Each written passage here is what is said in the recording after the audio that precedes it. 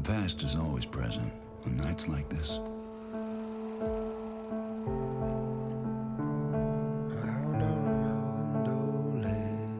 History is inescapable. When you have success, it only lasts for a few moments. Looking down on you. And moments like this don't happen every day. It's out of my hands for now. Here in Bama, the values run deep. Out of my hands for now. There's an expectation, but I don't expect to fill Coach Saban's shoes. I can't just walk away. Every player knows the Georgia-Alabama game's impact on championships. The game is over. It's what we remember that makes us stronger. Off the way to the end zone. Georgia conquer the Crimson Tide. Success is never final. Touchdown! Alabama wins! Georgia knows. Alabama breaks. Georgia hurts. It's what you do now. You gonna take what belongs to you. Now I'll find the star rise. And all the believers stand behind and smile. Rise to what's next. As the day lights up in fire. A storied rivalry burns, crimson and red. It's out of my hands for now. Another chance to rewrite history. You always have to be ready for the next challenge. So let me in.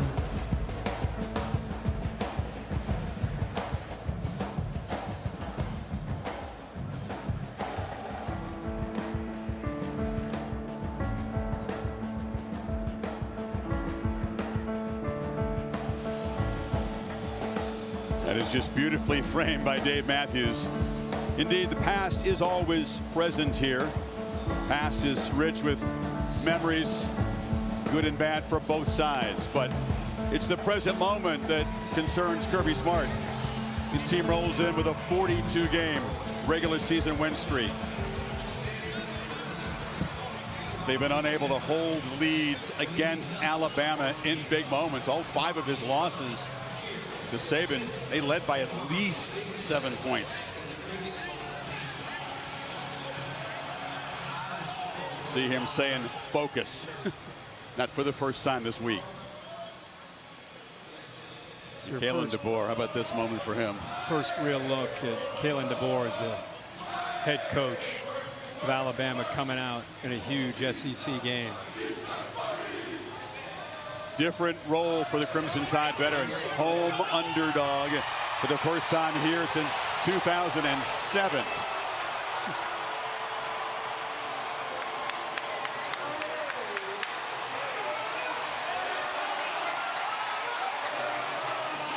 Used to seeing Alabama very businesslike in the warm-ups, Kirk. They were pretty emotional tonight. No, there's a ton of emotion coming out of that locker room right now.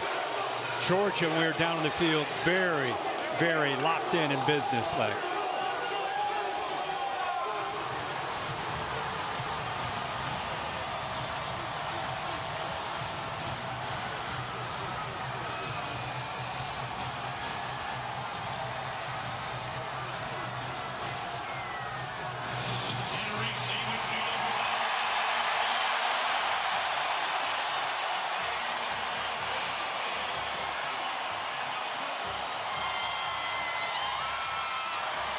It feels just as cool, and I don't mean the temperature, in late September as it does in December or January.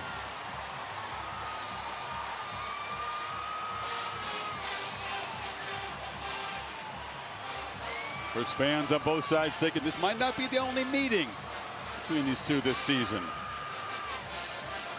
I don't care how many big games you and I do, I still get chills when we get ready to call one of these games, when these two teams like this, of this caliber, run out in the field, and the energy and the buildup of a big college football game. There's just nothing like this. There is Carson Beck. Denied a chance to play for that championship. He saw his predecessor, Stetson Bennett, win a couple of them. One of the reasons why he came back for another year at Georgia, because they fell short against this Alabama team. And his counterpart, Jalen Milroe. Both guys' seasons ended in heartbreak.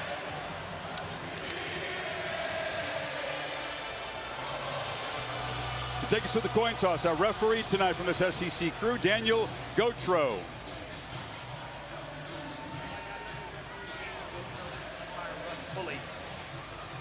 This side is heads.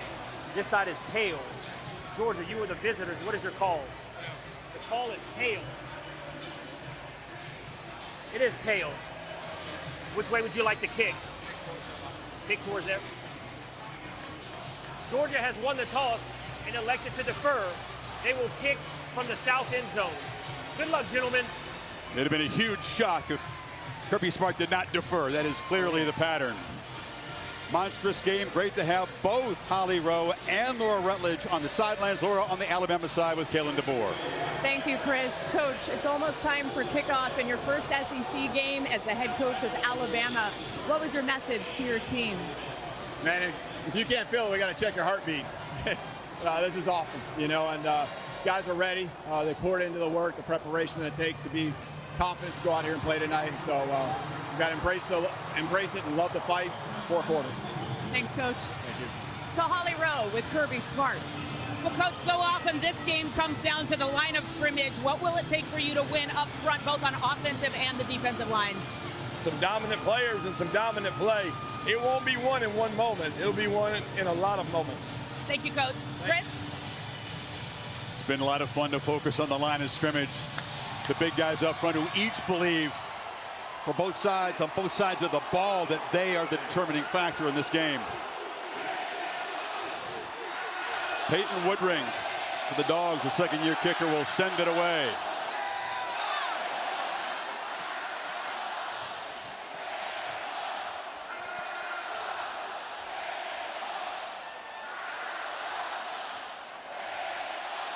Two return men deep for Alabama, Cole Adams and Kendrick Law.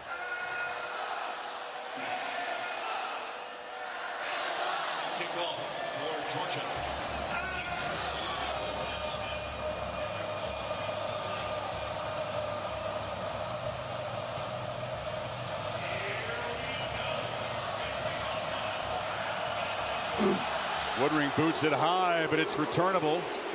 Law from the 5. Gets a crease, and Kendrick Law falls forward out to the 33, and that's where Jalen Milroe will set up. Again, the 14 total touchdowns through 3 games, and he has avoided an interception so far. Yeah, he's playing about as well as you can play in a new system. I think a lot of people wondered when Kalen DeBoer came over from Washington with Michael Penix and those great receivers, what would he do with Jalen Milroe? Would he adjust and try to get Milroe to learn that system, or would he take advantage of the skill set? And that's obvious what he and his staff have done with number 4. A year ago at this time, Milroe recovering from a benching against USF.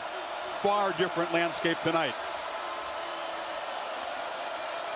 Justice Haynes gets the start at tailback, but a throw in the first down, and it's complete to the prodigy, Ryan Williams. You may know that he's 17 years old. He's been one of the stories of this month of college football. No doubt about it. He's very electrifying. He's one of our impact players, along with Parker Brailsford.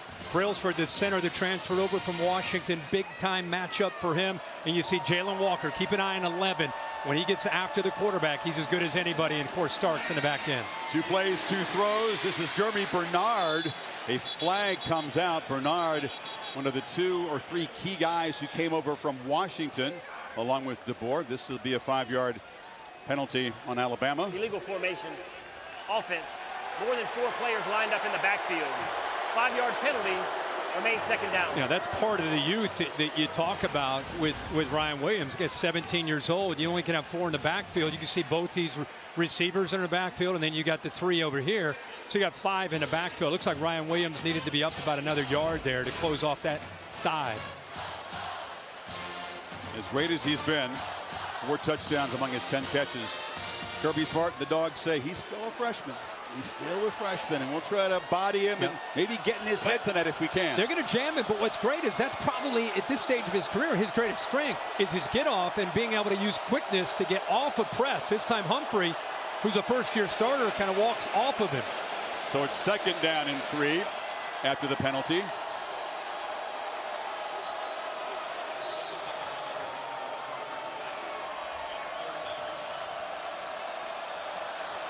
Second and 8, I should say. We'll get things started. There we go.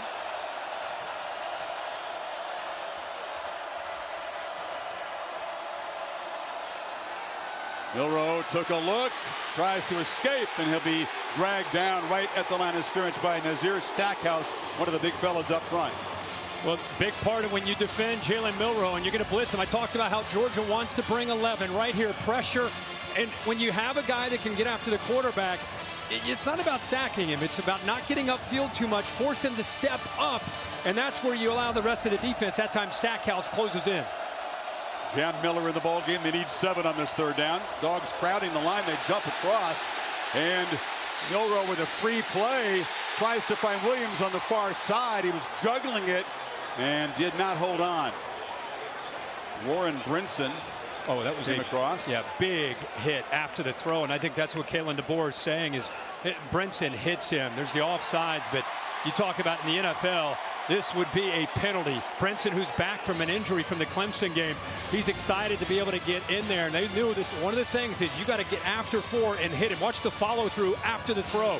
Drives him. It's not that. It's that. Driving him and his shoulder down into the ground. NFL, that's a 15-yard penalty. But in college, no call.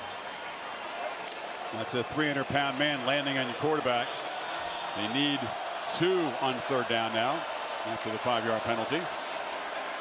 Milroe looking to throw for it across the middle. The catch is made. Hit right at the marker is Bernard. Dan Jackson came up right there. It's going to be just enough for the 1st down. Wow, that was very close. Ran a mesh scheme where you have a couple receivers, this time a tight end and a receiver crossing, hoping it's man coverage. You can see him working underneath. And then he throws that right at the line. Good job of holding on to the football because they were not playing man. They sat back in zone, showed man pre-snap, sat back to zone. Very fortunate that he holds on to that football. So the Tide come out throwing. Play caller is Nick Sheridan, who's been with DeBoer along the way, but it's his 1st year calling plays. Handoff, end around. Bernard shows strength with the football. Got a block on the edge from Miller. Picks up 11. Tide in Georgia territory. Yeah, you're going to see this a lot tonight because he has the ability on this jet motion to either read this and pull it or he can give it. Georgia gets outflanked, so he hands it off there to Bernard, who's got great speed. And what that does is it sets up Milroe eventually being able to pull that and keep it himself later. Now a downfield shot looking for Henderson, coming back and making the catch. Emmanuel Henderson hasn't made a big impact this season until that deep shot. Well, we said somebody's going to step up throughout this football game, and right here you can see Henderson one-on-one with the 1st-year starter Humphrey. Gets behind him, the ball's out in front, great adjustment. Picked up 34. Miller trying to get the edge as the Tide operating with tempo. Flags come out. There were 2 of them on the field. Yeah, it looked like a hold on the right side of the offensive line from Alabama. I think it's 77. Offense, number 57. 10-yard penalty from the previous spot. 1st down. It's Elijah Pritchett. Penalties on this Alabama offensive line, a huge problem in their last home game against USF. They got it cleaned up in the last ball game against Wisconsin on the road. Yeah, I think Pritchett the right tackle, but I think you could also have gotten the right guard there. So a couple holds and that tempo, just trying to catch Georgia, looking over, not able to substitute in after that big play. So 1st and 20.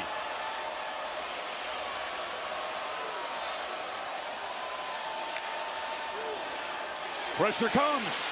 Milroe escapes. Jalen Milroe flashes the strength and the speed and makes a positive play out of a near disaster.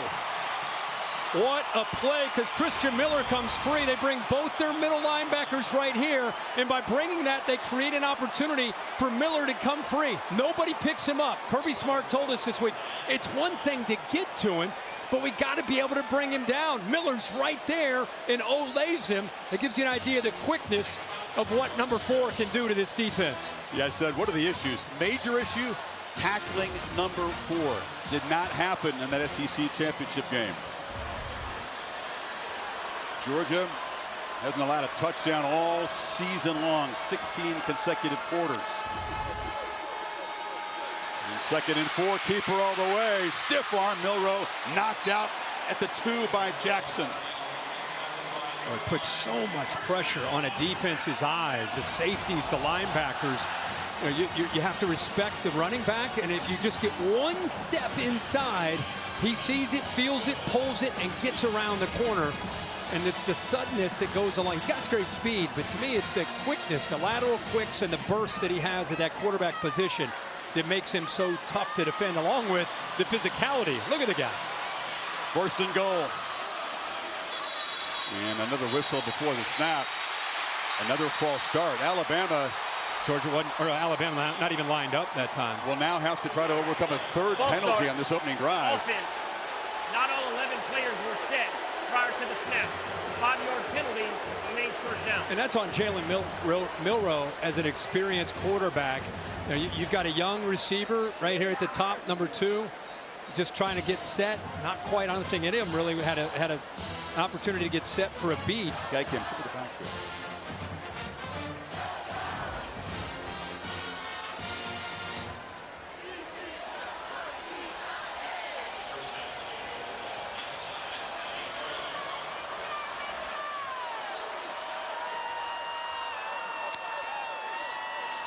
Milroe around left end. Touchdown, Alabama.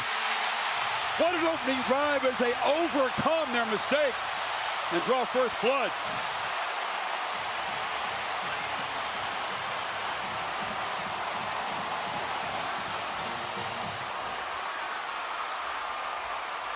That's a quarterback lead to finish this drive off.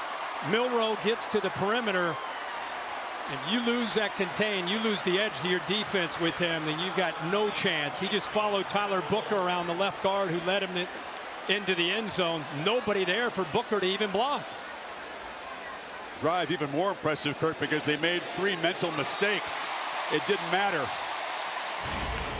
Milroe 3 for 3, excuse me. Yeah, it's good. Dupree came down. The defense adjusts to that movement. Now you're going to try to get to the outside. Good block there. Look at 52.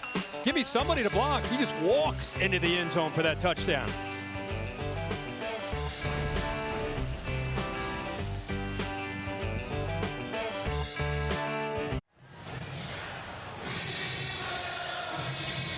Emphatic start for the Crimson Tide. 8 plays. Had 5 runs, although a running back didn't touch the football. Yeah. And Milroe 3 for 3 passing. And that's the first time that Georgia, they've not allowed a touchdown in 16 straight quarters. And right away, they allow their first. Connor Talty debuted away for the Tide. And Anthony Evans III is going to bring it out from a few yards deep. Tries the sideline and is tripped up just across the 20-yard line. So here comes Carson Beck. Again, 15-1 as a starter, but that 1 is what helps drive him tonight. Hasn't been electric. They're searching for kind of big plays downfield. Had a few against Clemson, but really none on the road against Kentucky. No, not at all. And I think it's paramount that they get this offense established early. Remember, they got a first-year center. Your starting right guard and leader Tate Ratledge is out. You got a young guy stepping in there, so keep an eye on that right side of the offensive line is what Alabama really wants to challenge. Trevor Etienne, transfer from Florida, can certainly be an electric running back. Beck straight back on first down across the middle. It's a dart. Accurate throw to Dominic Lovett, and he's got a first down across the 35, pick up 15. We just talked about how we saw Alabama come out and got aggressive. Carson Beck, very first play, used the back, pulled the linebacker. Good job. They're very focused in, as you mentioned, on Etienne. Creates a nice opening there right in the middle. Easy for Carson Beck, who's incredibly accurate, one of the most accurate quarterbacks in the country, just settle into this game and into this atmosphere. We knew the challenge would be real. You can't replace Brock Bowers, one of the greatest tight ends we've ever seen in this sport. Ladd McConkey was a big play guy. So putting the pieces together. Beck will take a deep shot. A one-on-one battle downfield off the hands of Arian Smith. He's a guy that can take the top off of defense, and they challenge the true freshman Xavier Brown. Well, the safety from Alabama came down late. They showed too high, and then the safety ends up coming down, so he knows right away, I got a shot. I'm going to challenge these young corners. That's a true freshman corner. How about the ball here? Arian Smith against a true freshman, Xavier Brown. You take that every single time, puts it on the money, and Smith unable to hold on to that big gain. The catch that he should have made.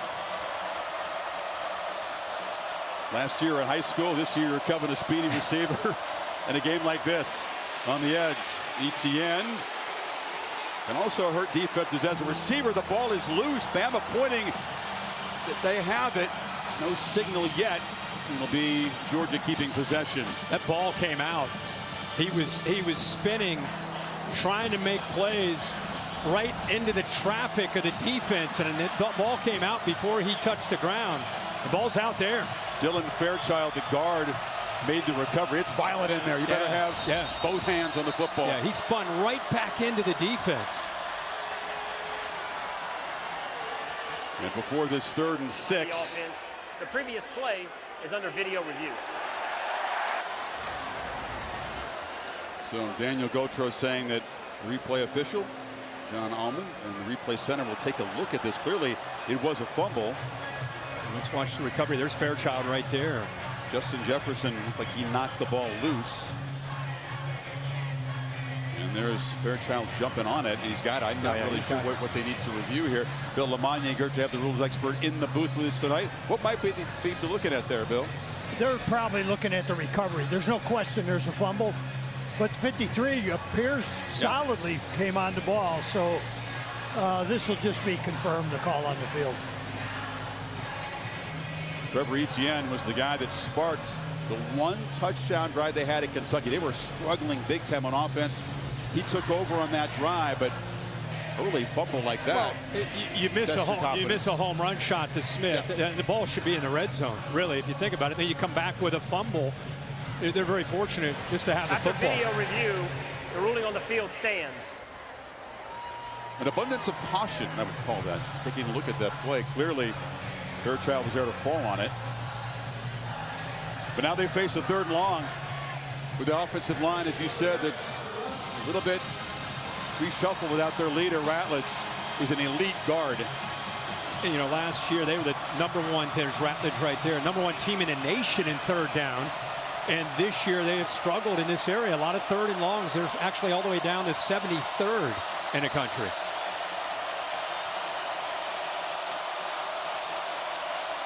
Tide rush 3. Beck loops the ball downfield. There's a battle there. Flags come out as Lovett made the catch. Devontae Smith in coverage, but this looks like an offensive pass interference. Pass interference, offense, number 6. 15-yard penalty from the previous spot. Remains 3rd down. There's going to be some battles on the edge tonight. Yeah, there's battles everywhere. There's great one-on-one battle. He's right in the slot. What a matchup. Goes downfield against Devontae Smith. Definite a push off. Great job by the officials seeing that. Separation.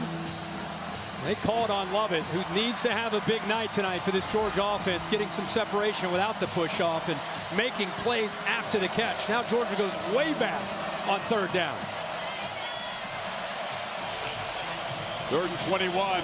This crowd of 100,000 strong on their feet, roaring, waving the pom-poms.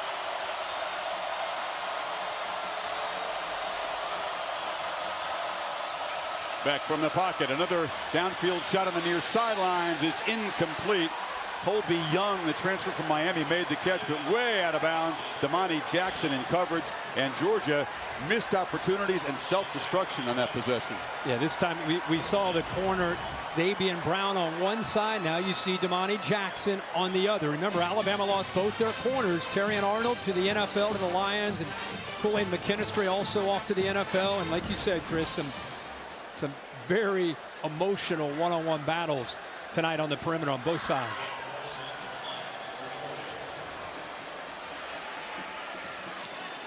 This could be an excellent punting tool. 2 of the best in the country. They're both Australians. Driven back inside the 20 is Ryan Williams. Never really seen him in that role yet tonight. Talk more about the impressive 17-year-old. 57-yard boot. Tide go back to work, up 7.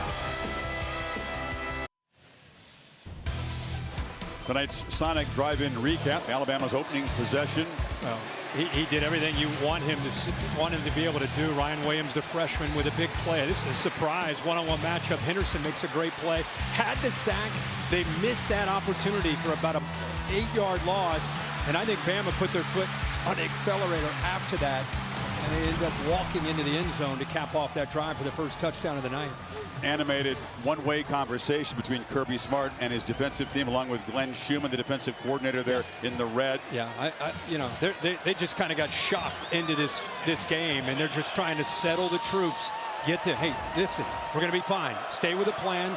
It's just, you got to make number 4, keep him in the pocket, make him throw the football, and get after him.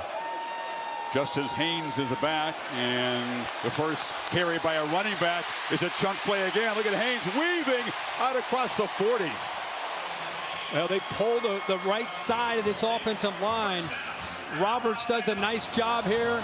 You also see 57 Pritchett follow them. They lose the edge to the defense. And look at the receivers. Great effort downfield by those receivers. Kendrick Law, one of the top receivers, I think, in the SEC, if not the country. Kind of built like a running back. He and Ryan Williams both doing a good job there downfield. 23-yard gain. They spotted at the 39. Milroe from the pocket. Surveys and finds across the middle. Williams makes a man miss. He is just different, Kirk. We'd seen him on tape, saw him in practice. What'd you think of him on the field pregame? Oh, he's a big man, but he can throw the football. You know, and this is Ryan Williams once again. The moment is not too big. Good job of coming back to the football here. Milroe feeling it, going tempo, seeing the field well. Easy access throw. Law. Georgia not tackling well, and the Tide down near the red zone again. Janelle Aguero whiffed. It's a 19-yard play. You're just not used to seeing a secondary from Georgia missing tackles like that. And how about, you said, easy access. And the last guy you want to get the ball to with the ability to make a play after the catch is Kendrick Law. You know, he is really fitting in perfectly into Kalen DeBoer and Nick Sheridan's offense. Get him the ball in space. Like I said, built like a running back, can shake and has physicality to pull away from guys like Aguero like he did there. Ball hasn't hit the ground yet. Milroe 5 for 5. Georgia just reeling like you rarely see him on defense. Collision on the edge. It's Jam Miller knocked down. It's the Jam and Justice running back tandem here. Yeah, Haynes does a good job. He just lowers his shoulder. He didn't care at all that Everett's trying to come up. And, you know, that sends a message. Just that kind of running. This defense right now, they're on their heels. They're trying to get adjustments. They're trying to get calls. They're focused on the threat of Milroe throwing and running on the edge. Then you have to contend with the power running of these two backs. Miller motions out far left. QB run all the way. Milroe patiently picks his way for a gain down to the 16. They have found an ability to get to the edge with QB run. Whether it's jet sweep or it's Milroe to the outside, you pull this time the play side guard, you pull the center around. Georgia a little bit better job of running. Now you got to be careful. As you're running so fast to be able to not get beat to the edge, he'll put his foot in the ground and get north and south on you like a running back. So, man, it's tough to defend him. Empty backfield for receiver look. Plus a tight end on 3rd and 5, and now Miller motions to the near side. Milroe looking for him on a wheel route on a dime. The Tide.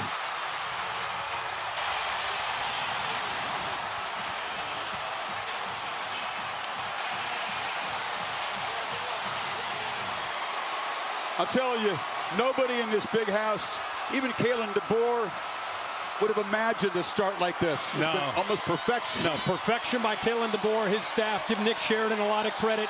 This Alabama team is prepared with that. Both teams had a bye week. Alabama came in with a plan, not just running, but the throwing of Jalen Milroe. Sensational play there on 3rd down. What a plan. Moving the back out. We're going to show it to you when we get a chance.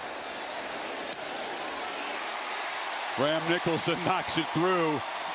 2 possessions, 2 long touchdown drives, and brilliance from the quarterback. Yeah, they motion, and C.J. Allen has to go with the back, and he's late. See that little hesitation? That's a fast running back that he's got to try to catch up with. Milroe saw that. Now he can't find the football, and oh, by the way, Milroe puts it right on the money. Great design play. Alabama right now all over Georgia, up 14 here early.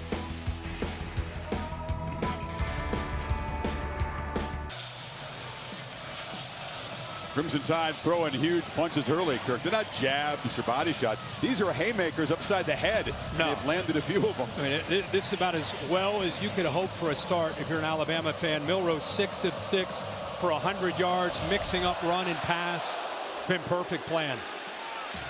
Fair catch signaled by Anthony Evans.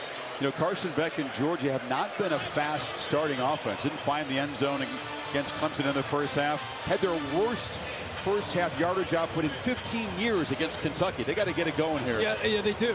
And I think this is where, you know, you're a veteran. You're viewed as, you know, beginning of the season, Shedeur Sanders, Carson Beck, Quinn Ewers. I mean, you're the guy. And this is where you got to really rally the troops. It's a long game, lots of ups and downs. This is where his leadership, poise, and playmaking ability got to step up here on the road.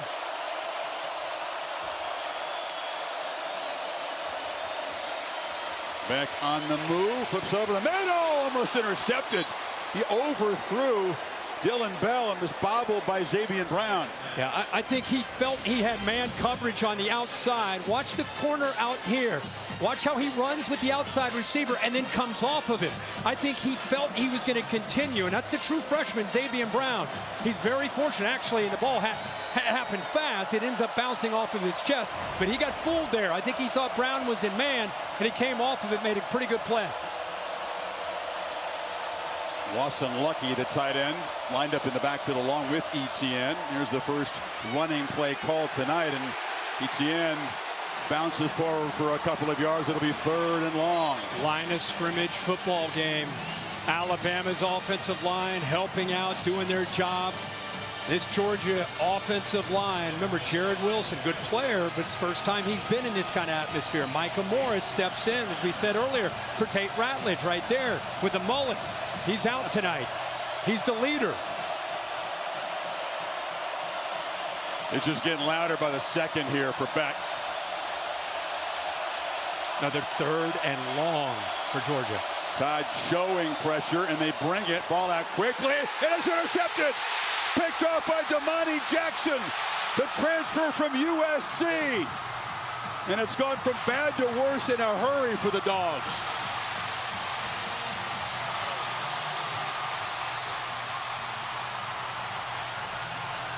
Georgia's first turnover of the year, Kirk. Here's the AT&T clicker. What he saw was 7 guys up tight. And when you see 7 guys like that, you know you got to get the ball out quickly. See how quickly they get in? You got to get the ball out. How about the job by this corner? What a play by Damani Jackson. That ball got on him in a hurry. See how quickly? And I don't think it was a flash before his eyes because it was hidden behind the receiver. He shows that athletic ability, and it gives Jalen Milroe outstanding field position here. Dogs defense needs to figure out something quickly, or they're going to be down 3 touchdowns in the first quarter. Play fake, pitch to the edge. Bernard muscles for about 4 or 5, driven out by Julian Humphrey. Holly? Well, guys, it's all hands on deck on defense right now. Glenn Schumann, the defensive coordinator, Kirby Smart, the head coach, they have all been up in the defense's face trying to make some quick adjustments. The motion that Kalen DeBoer's offenses are so well known for is causing problems. They keep telling the players, when they go in motion, you have got to adjust your eyes. That last touchdown drive, the motion was a problem. That's what they're trying to fix. Not much that Kirby Smart hasn't seen before and can teach his team about, but the guys on the field looking a little dazed right now. Keeper again. Milroe makes a cut. Powers down. It'll be 1st and goal. The ball came out, but he was ruled down. Well, the movement that Holly's talking about, and usually this Georgia defense, they've had a bye week. They've had 2 weeks to get ready. I mean, this is maybe a few different wrinkles, but you kind of know what to expect to see. It's about who's playing with a little bit more desire, who's playing with a little bit more physicality. Nick Sheridan, give him a ton of credit. First-year play caller here in Tuscaloosa, doing a great job of mixing up, as Holly said, not just the pre-snap movement, formations, attacking outside with quick throws, jet sweep, running with Milroe to the outside, then pounding the middle, setting up quick throws. Haynes to Milroe's left. Bernard comes in motion, gets the football, gets a block on the edge, turns the corner, touchdown Tide, 3 for 3.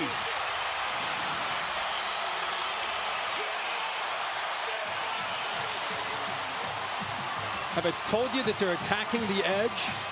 They came in with an idea that they might be able to get out there because of the style of defense, and they have been able to get out there in a lot of different ways. This time it's Anthony Evans. Definitely gets into the corner of the end zone. How about the block by the young back there in the backfield, Justice Haynes? It's a breathtaking start if you're an Alabama fan. And Georgia fans have to be sitting there with their mouths agape at this point. Chris, this is what the threat of Milroe can do to you as an outside defender. Just watch the slight hesitation and respect at the mesh. See that mesh? Is he keeping it or is he going to pull it? Watch him go inside. You see him just that slight little what?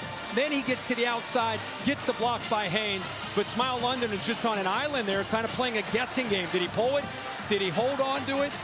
And by the time he made up his mind, you already see the speed that Henderson has to be able to once again get to that edge. Two long drives in the short field. And everything that Sheridan has called tonight has been pretty well executed. Yeah, this Alabama team has come out with bad intentions. This is a long way to go in this football game. 21 points. I know it seems like they're never going to be able to come back, but somehow Georgia has to stop the bleeding. They need to be able to pick up a first down or two. They need to get something to get themselves to believe that they can find a way to win. Remember, Brock Bowers isn't here. Ladd McConkey isn't here. It's a new year. And as good as this Georgia team is with Carson Beck and others, there's a lot of new personnel around that quarterback position. They've got to keep their cool and just keep believing that they can get back into this game. Kirby Smart's teams have been known for comebacks, but this is the largest deficit they've faced since that 2021 SEC championship game.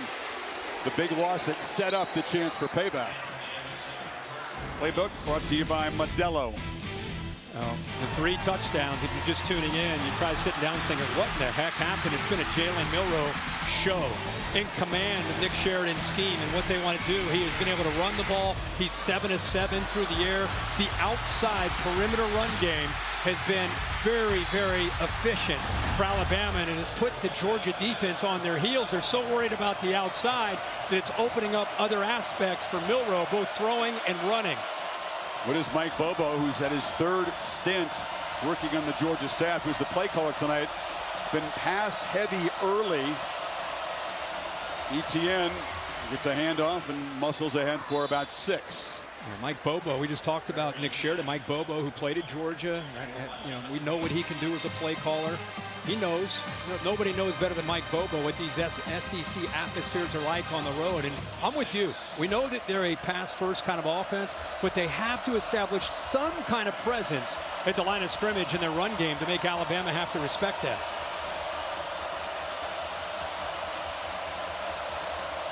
Up tight with coverage.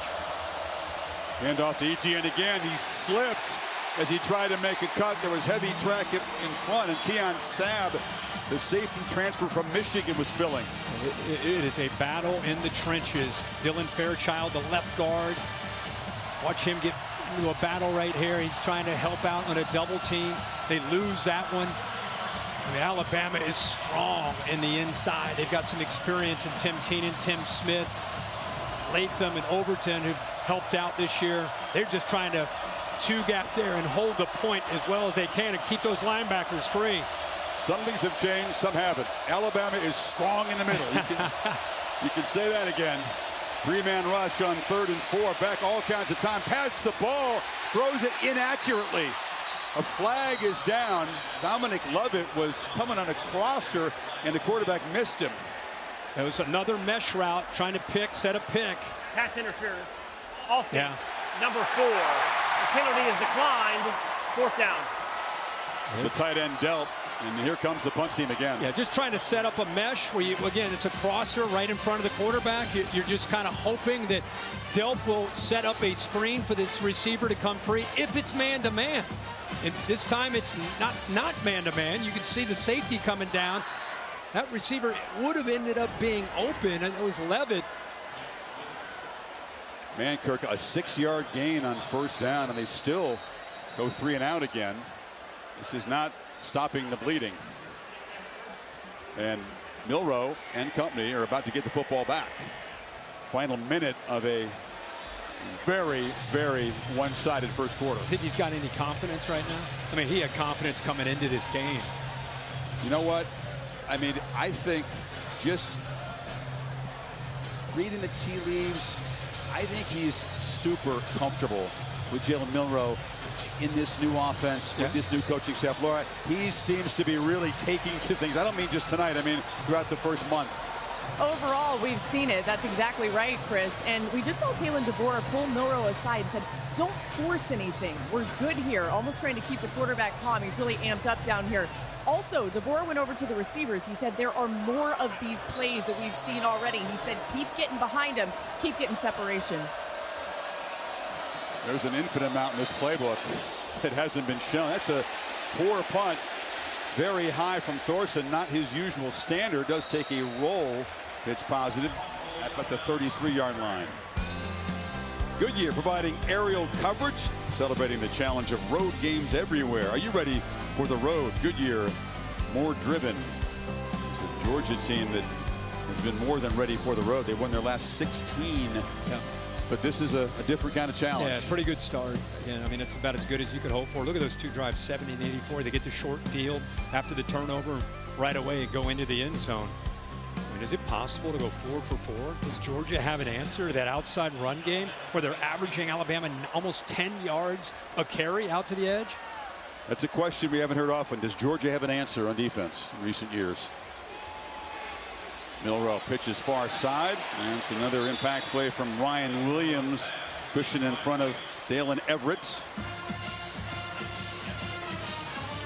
I saw a Georgia player point across the line of scrimmage as if he thought Jaden Roberts had moved. I think he did. I think he may have flinched.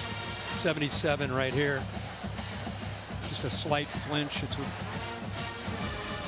Not a no call there in Alabama. But it's amazing, not only the edge, Chris, but it's amazing how far the coverage is. These guys are easy access, 6, 8 yards. Quick throws are there so far all night.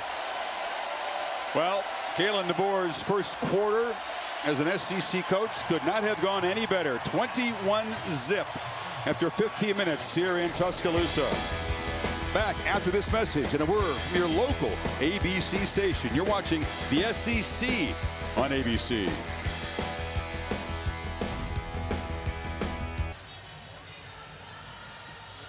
Security throughout the stadium understandably tight tonight. Former President Trump is a guest of some Alabama boosters in a suite here.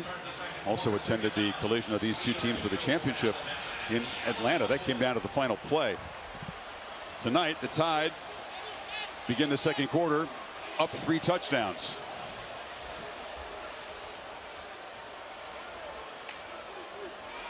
Pressure picked up easy across the middle. C.J. Dupree, the tight end, rumbles into Georgia territory. Whatever they've shown Alabama's offense has been an answer. Yeah, no doubt about it. This is an offensive line that struggled against USF because they had some injuries to the tackle spot. And now with Proctor at left tackle and Pritchard back at right tackle, see the communication. No issue at all. Georgia comes after him. Easy slide, easy pickup. Plenty of time for Milroe. And that void with those two backers blitzing, wide open after that blitz pickup there by the O-line. 213 yards on their first 19 plays. Georgia hadn't allowed a touchdown all season. They allowed 3 in the first quarter. Tide threatening to add to the lead. It's Law behind the line. He can throw it. Nobody open. Scrambling and will be knocked down. Tackle made there by Jalen Walker. They try to use a little trickery here, but Georgia wasn't fooled. No, good job by Georgia staying back there. Good discipline. Actually, Malachi Starks stays back. They're trying to figure out if this defense is just so desperate. They're going to fly around. The edge has been hurting the defense. All those safeties flying. Nope, good job. Head on a swivel. Stark stays back. Rest of the defense, good discipline there on that play on 1st and 10. Lose a yard, and that's Kendrick Law, who's knocked down on that scramble being attended to. Jam Miller. They give up the edge again, and that's a big gain out inside the Georgia 40. they're getting to this edge anytime they want, and you got to come up with some kind of answer. 77 with a good block getting up to that linebacker right there. That was Smile Munden, who's actually eventually able to push him out of bounds, but another positive yards. Tied 2 for 2 on third down. Need 5 here. And it's a trick play. The clap by Milroe. They hand it off to Miller. Direct snap, I should say, to Miller. Trying to catch the dogs napping. They stop him short of the marker. Yeah, it was great because he does his clap when he takes about 4 steps. Well, just watch him walk away and then watch the clap. Bang, that's when you snap. Try to catch the defense again sleeping. So they've thrown a few wrinkles here. Get the ball out to Law, double pass, try to get it downfield, and then this time test the defense's discipline again there with that trickery with the quarterback walk away. Need about a half yard here on 4th. Milroe, keeper. First down and more. Tight roping down the sideline. Touchdown. Unbelievable start for Milroe in this offense. 36-yard lightning strike.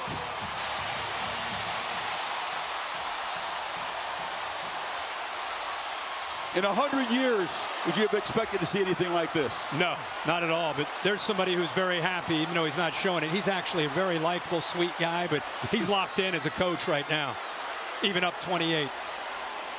Conor McGregor-like walk from the quarterback there.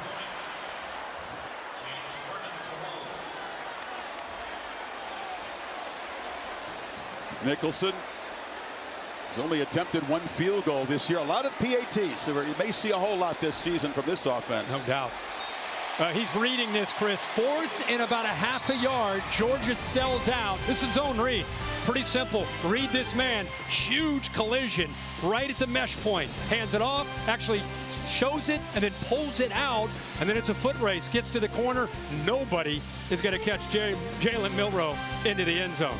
Too strong, too fast, too poised, too well prepared so far for the Dogs.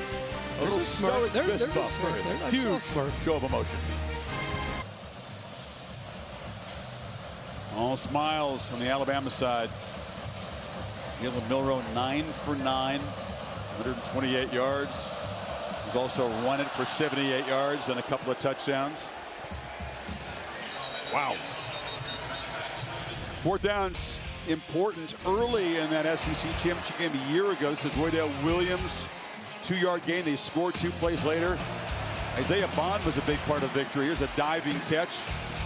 Later on, he would be huge in the drive that answered Georgia's threatening drive late in the game. Touchdown run reminiscent. Yeah, very much so.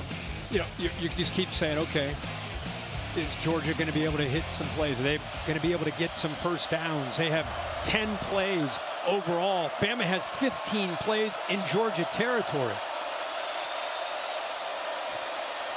Etienne off the left side. Doesn't take much space for him to get loose. Picks up 11. Yeah, first time we've seen Georgia up front win that battle, and it's nice we can get Etienne running downhill. Big tight end Oscar Delp with a nice block there on the left edge. They brought the right guard around, picked up a good block on a backer. Nice play. Some tempo from the Dogs here, down 4 scores.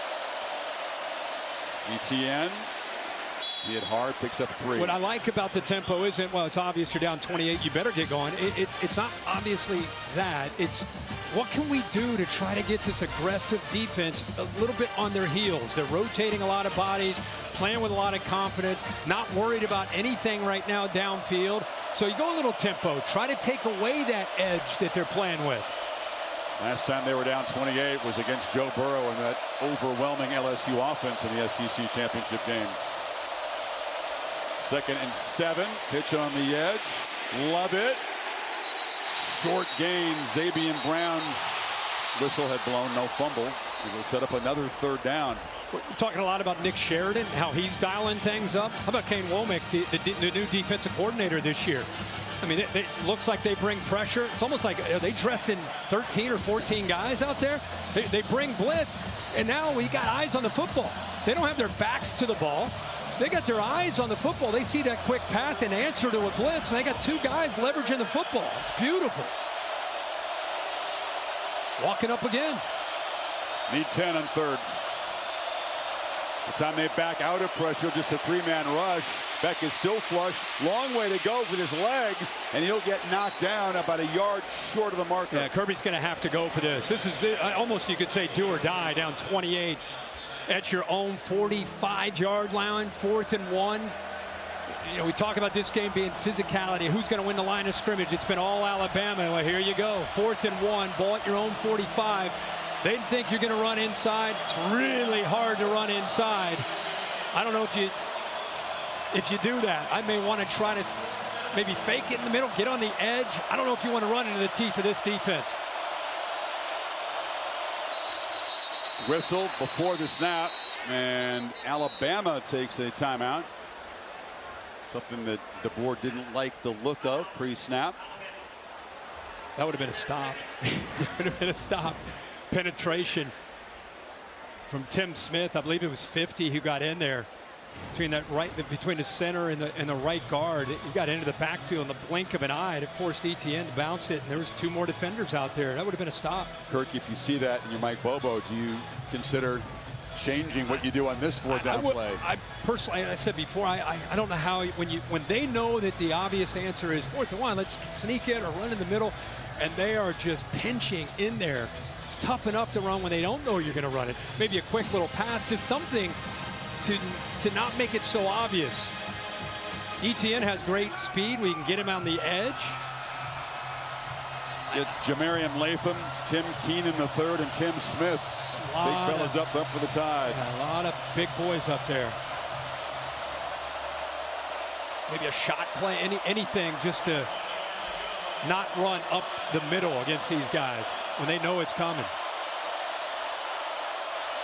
2 tight ends. Etienne tries the middle. Had to dodge contact in the backfield. That was crucial. Gets ahead for the 1st down. Got past Overton. Overton right there. We just talked about how they can penetrate. Think about making this play. He's right there. What a move by Etienne. That lateral quickness and the vision right there. I mean, that's a -4. But instead, give Etienne all the credit on that play to save this drive and keep it alive. Branson Robinson spells him in the backfield. He's got the football, and Georgia beginning to string together some solid runs now. Picks up 7. Nice little double team there on the right side. Good push there. Truss, the right tackle, helping out there. He and Micah Morris double team, work up to the backer. It's a nice drive here for Georgia. Getting some penetration.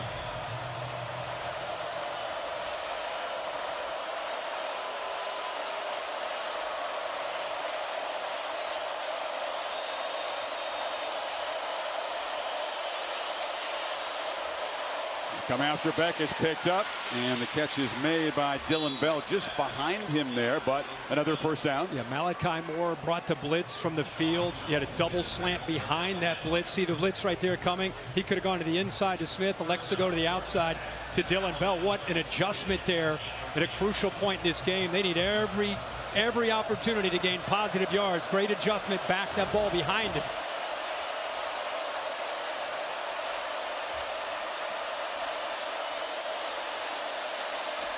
Going to throw in 1st down. Rolls and a little bit behind Lovett. He's known for great accuracy, Kirk. Elite ball placement.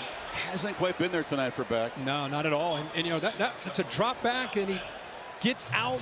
Didn't necessarily have pressure. Gets away from what he thought might be a little bit of pressure. Ball again behind the receiver. 4 for 10 and just 24 yards on those 4 completions. Did have the big drop from Arian Smith that could have given the Dogs some momentum in the 1st quarter.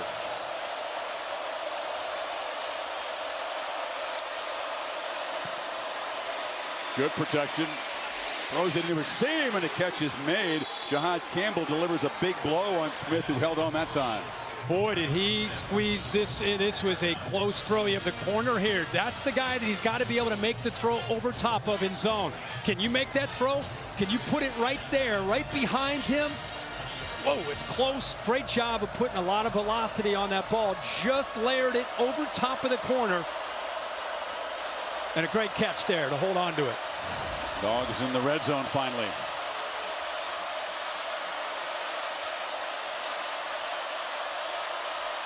Tight power formation, and it's an end around to Bell. Versatile weapon, makes a cut, lowers the shoulder, and is knocked down at about the 7. Sabb on the stop. That's good action there in the backfield. They're faking that to ETN because they've been getting a pretty good push in the interior. A lot of those Bama defenders were caught up on that, and then they come around the other way with Dillon Bell. Pretty good block there by the tight end Delp to help him out. They got to finish this drive, obviously, with a touchdown. 7-minute mark here in the first half. It's a 10-play drive so far. Tough to do against an Alabama defense. Sustained drives.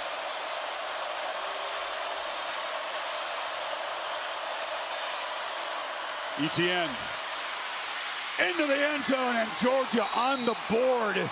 A desperately needed answer to all the haymakers the Tide have been throwing. Let's watch the left side here. You got the receivers getting involved here, the AT&T clicker, the backup tight end Lucky. This is really well done by the offensive line, where they've had a very tough first half. This time, ETN with that vision. Offensive line able to get up to those linebackers, receivers getting involved in the blocks. There's the answer we've been waiting for from Georgia. ETN had the 4th and short conversion, gets into the end zone. Let's go for Dose. Brought to you by Dos Equis as they try to cut the lead here. The 20. Cash Jones in the backfield. Beck scanning, creates on the run and throws it low, and that is Cash Jones. And from Brock, Texas, are a couple of flags down in the end zone, so hold on.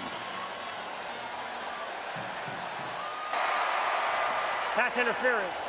Offense, number 11. 15-yard penalty from the try spot. We will retry the down. That's the 3rd offensive pass interference call against Georgia tonight.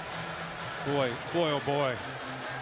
You know, he's just trying to, again, kind of create a screen or a rub. Let's keep an eye on this, Chris, and see what you see from Smith, a veteran receiver.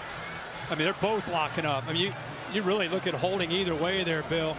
I mean, he's trying to keep his hands up to make it look like he's running a route. I think at the initial contact, to me, you could see the defender locking him up there. I think that was Devontae Smith. So that changes the call. They're going to go for Uno here. Peyton Woodring. That's yet another mistake in the Georgia column tonight. But a positive 11-play, 75-yard drive took more than 5.5 minutes. Got the running game going, better blocking up front. Some nice throws by Carson Beck. But now DeBoer's offense back on the field. Can Smart's defense come up with a stop? Haven't yet. And then 4 years later, Stetson Bennett, Donnie Mitchell in the 4th quarter, then found Brock Bowers, and Georgia with that pick 6 to seal it, won it by 15. 9 years Smart worked here under Saban. This is year 9 at Georgia. The Georgia fans feel like, okay, Nick Saban moving on. This is our time to really stamp our authority on the SEC and reclaim the crown. Kings College football. They felt like that loss to Bama denied them a chance to go win another one. They feel like Michigan's kind of borrowing the throne, and they felt coming into this game, they were going to rightfully reclaim their spot. That's why we play the ball games. Well, they have been waging a tug of war for all the trophies, really, since 2014. And Alabama, Big Al, has been pulling his weight. Oh, the animal soundtracks here. Dogs are going to bark in a second here. Answering those 5 SECs. 21, 22. Uga having his turn. And then they dominated the entire 23 until Atlanta. And now we're back to 24. Starting to lean a little to the right, but it's a long way to go. Keep saying that. Be careful. 4 for 4, this offense. As Georgia come up with answers. Tied, a long field to go. Milroe looking to throw on 1st down. Again, it's Dupree. It was easy access, and then yards after the catch out across the 45. Flags come in very late. 21-yard gain. Yeah, again, it's a long time since we've seen Georgia's defense not just give up easy access, but then the missed tackles by Starks and then more yards. Unnecessary roughness. Offense, number 52. Hitting a player not actively participating in the play. 15-yard penalty from the spot of the foul. First down. Tyler Booker is an emotional guy. The big fella flagged for a costly penalty. He was just feeling it. Yeah, he was jogging downfield. I think it looked to me like Smile Munden was maybe gave him a little jab to the face, and he responded to that, and that's what the refs got. He'd already kind of jabbed him before this, and then he responded by saying, wait a minute, you're going to give me a jab? I'm going to give you a little push. I personally don't mind seeing those offensive linemen with a little edge to them, but that one cost him.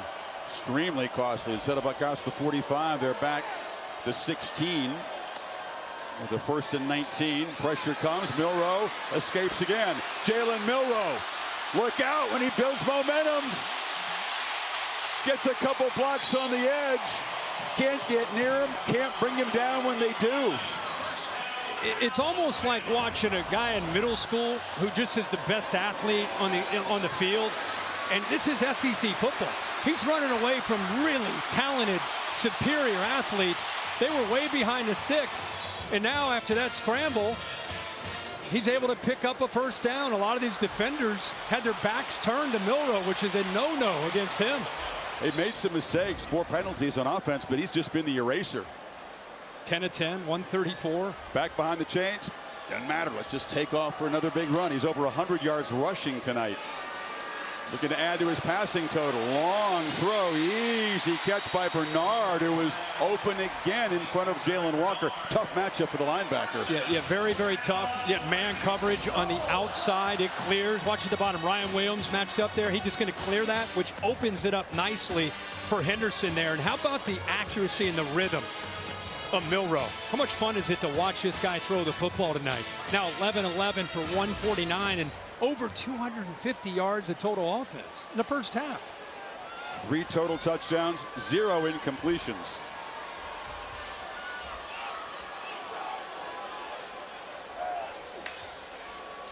Empty backfield. It's a run all the way. And this time doesn't get the edge, is spun down after a small gain. Holly? Well, guys, Jalen Milroe's speed is breathtaking. The coaches told us he's faster than our running backs and our wideouts in practice. I can tell you how you know he's really fast. The new EA Sports college football game, he has the highest speed rating of the top 100 players at the quarterback position. This guy is blazing fast down here. It's a hard adjustment for this Georgia defense. It looks like a video game, doesn't it? This start for the offense. Limited to a 2-yard gain that time. Second down. Pressure picked up. Low throw. And going down to get it is Bernard. Ruled a catch. And it'll be 3rd and 1. Keeps the streak alive at these receptions. That time misses a little low, but a pretty good catch by these receivers. Tide, that's going to be looked at. They were trying to get him to play fast. On the field is a completed pass. It went right through his hands. Play is under video review. And Lamagna, I don't know that we need your years of expertise to tell us that ball hit the ground. It did hit the ground. He had a great chance to get his hands under it, but it slid right through there. Tough call for the officials on the field to see, but it did hit the ground. You know, the other thing Chris he's doing a good job of, and I think it's Nick Sheridan allowing him just to feel comfortable and make the reads. It's not like he's looking at one guy.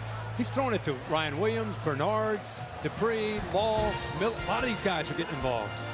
We'll sort it out. Be expected to be 3rd and 8 when you come back. Pretty easy replay review. It is the first incompletion of Milroe's night, and it sets up a 3rd and 8. Kobe Prentice, receiver, lining up in the backfield. Now he'll go in motion. The Hawks are showing some pressure. Rush 4. Milroe has to escape again. Flips it. And the catch is made to Robbie Oots. And he's down near the marker. And DeBoer, if the pattern holds, will go for this on 4th down. Oh, yeah. Yeah, with Jalen Milroe back there, ability to run it or throw it. Playbook is wide open. They're up 21 at the 35. You have to go for this, and they are. Oots, the big 270-pound, like a fullback-looking guy. I thought he'd be in Madison, Wisconsin with that name and that look, but here he is in Tuscaloosa. Here we go. Talk about an opportunity for Georgia. Get a stop, try to get another score. Remember, they get the ball to start the second half. It's a big play for both teams. Shift around. That's Miller to the right of Milroe. And to get the Dogs to flinch, they're not buying it. Georgia disciplined that time, and DeBoer spends a timeout.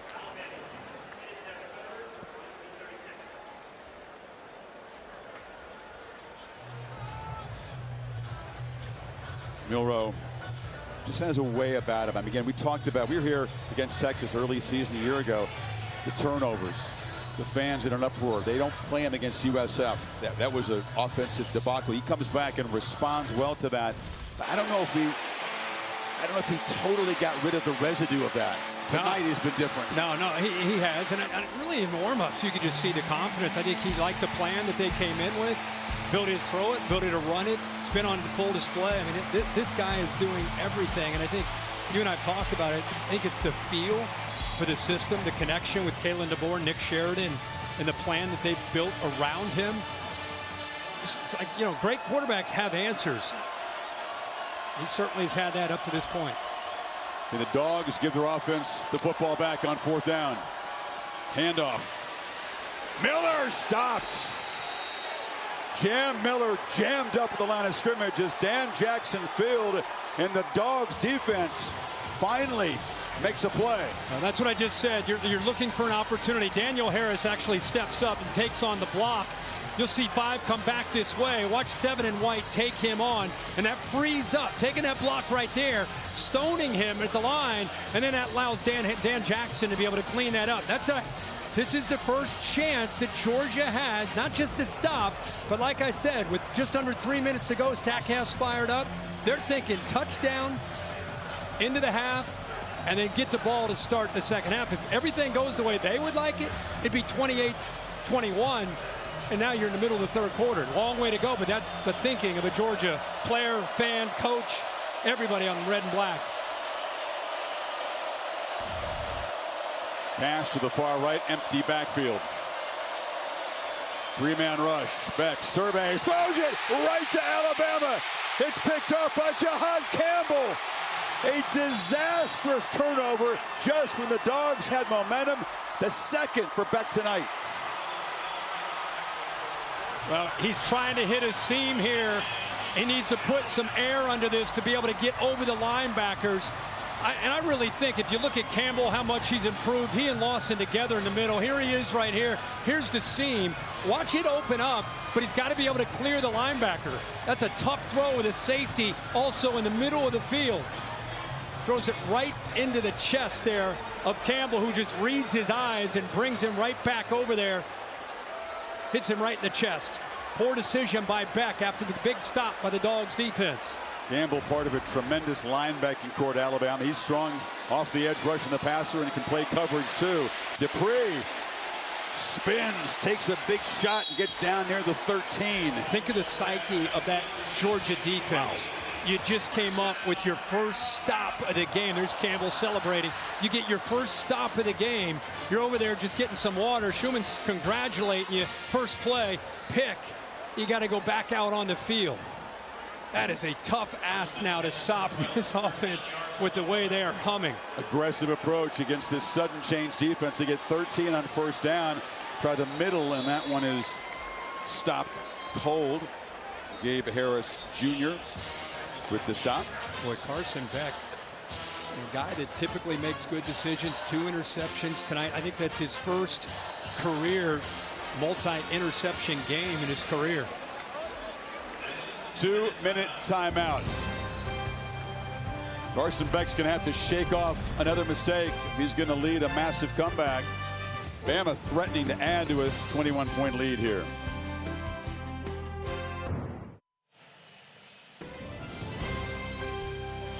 Welcome back to the SEC on ABC. Saturday Night Football presented by Capital One. This late September collision of heavyweights. A shocking first 28 minutes. Bama trying to add to this big lead off a second takeaway against Carson Beck. 2nd and 11. All kinds of time. A dart over the middle. It's bobbled and intercepted. Picked off. Is a flag down, so hold on a second. I think we're going to have a hold on the right side by Elijah Pritchett. The field is an incomplete pass. A correction, an interception by the defense. Holding. Offense, number 57, The penalty is declined. First down, Georgia. Dan Jackson came up with the interception off the carom. First thrown by Milroe this season, so it desperately needed takeaway on the deflection there. Yeah, the ball's behind him. Dupree actually does get his hands on this football. Delays, releases, tries to get it between the backers behind him, and that's the first ball we've really seen where it's not perfectly thrown. Behind him, yeah, he can catch it, but because it's behind him, there's a chance to hit him. Ball goes in the air, and Georgia gets on top of it. Kirk, you were thinking rightfully so about the daily double for the Dogs. Now they got 95 yards to go, and a quarterback who's looked shaky. What do you do here? It's Etienne to his right.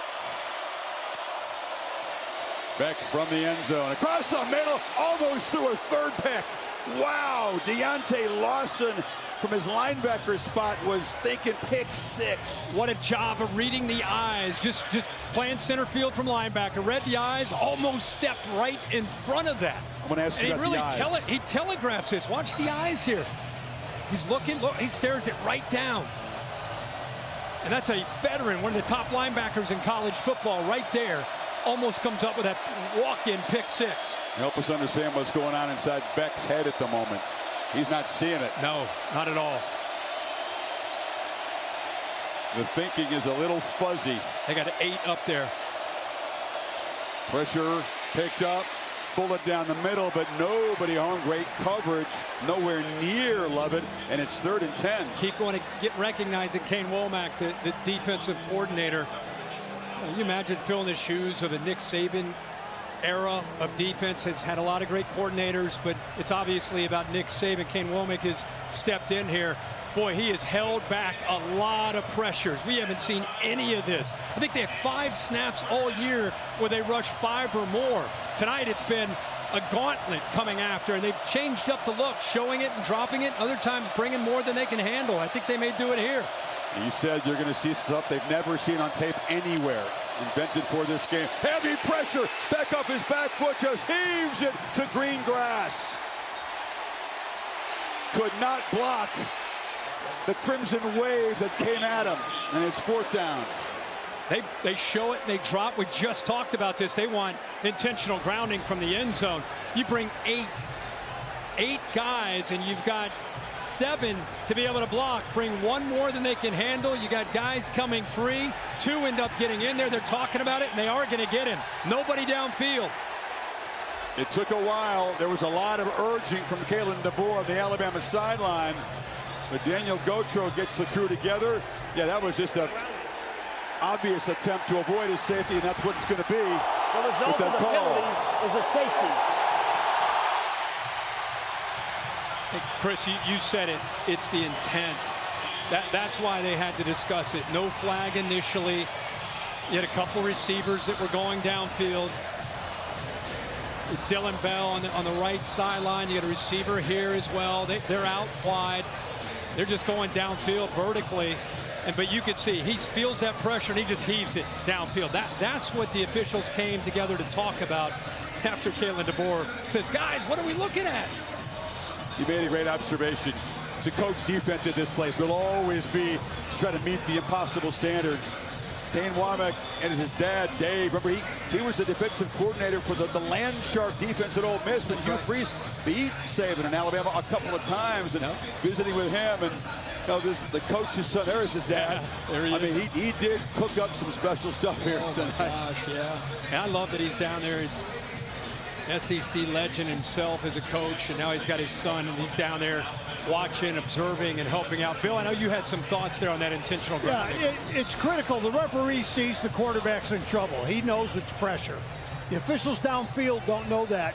They've got to communicate to him about no receivers in the area, pass crossing the line. So it's a crew communication to get that call. Yeah, I think Bill, sometimes they get confused. People get confused on the delay. Why didn't they call it right away? And it's a good explanation how they need to come together and work that out. Carson Beck, of course, 3 years in the program before he got the start. Understudy to Stetson Bennett. Seized his chance as a starter last year. And again, only lost the 1 game to this Alabama team. A guy that comes back this year, you believe, with a lot more command. Number 2 rated quarterback on all the NFL draft board. A lot of personnel people watching this game tonight, and it's been a nightmarish first 30 minutes for Beck. Adams on this kick. And Adams has room. Flag flies as he's knocked down at midfield. So it's going to be against Alabama. Negates a 33-yard return. It's the Tide trying to add to their total before halftime now. During the return, illegal block in the back. Return team number 8. 10-yard penalty from the spot of the foul. First down, Alabama. That negates a huge return that would have got them right at midfield. And they definitely would have been attacking and trying to go up. The 25-yard line now. What do you do? Now they go all the way back. Continue to attack? With Milroe, you keep going. Yeah, absolutely. There's the block right there on 17. Didn't have much of an impact on the return. Goes back. Mental error. Yeah, it goes back to the 22. Got a 23-point lead, minute 31. Out of timeouts.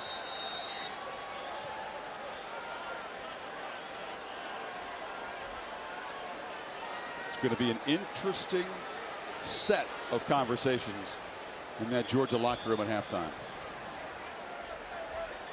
It's a very, very different position for Kirby Smart to be in a big game. Long throw, still staying aggressive.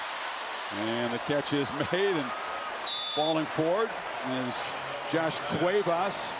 Another tight end gets involved. He was the Husky. I just can't believe the throws were. And again, I know you're back. You don't want to give up the big one, but just, I mean, that's a big gain right there, and just easy throws. Across the middle, catch made. Prentice unable to escape. It picks up about 6 more before Everett gets him down again. No timeouts for Bama.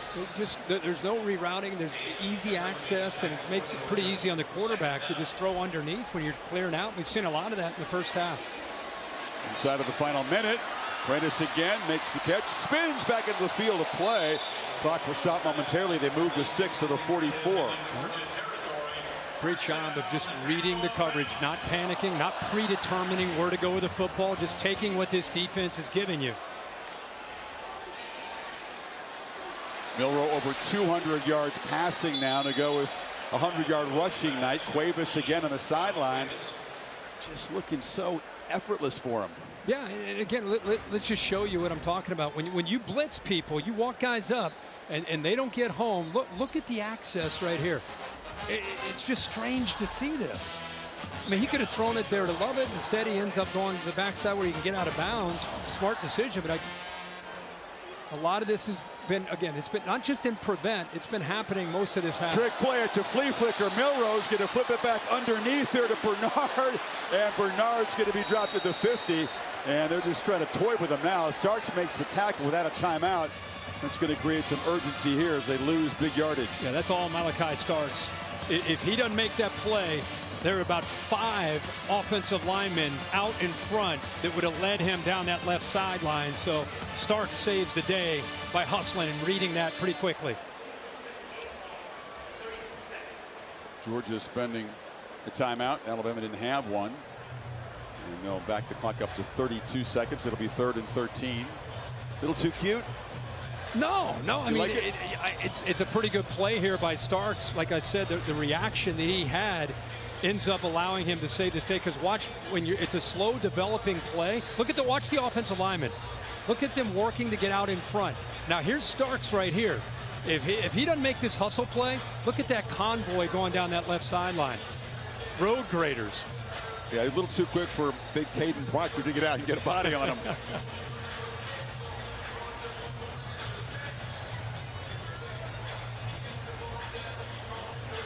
Get in field goal range for Graham Nicholson, who's extremely accurate, but not a long range kicker. They got to get to about the 33, so they need about 15 yards here.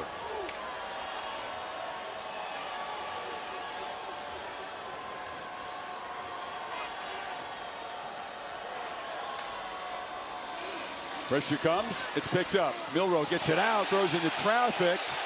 DeBoer wants a pass interference call, doesn't get one. Daniel Harris was in coverage. He can't believe it.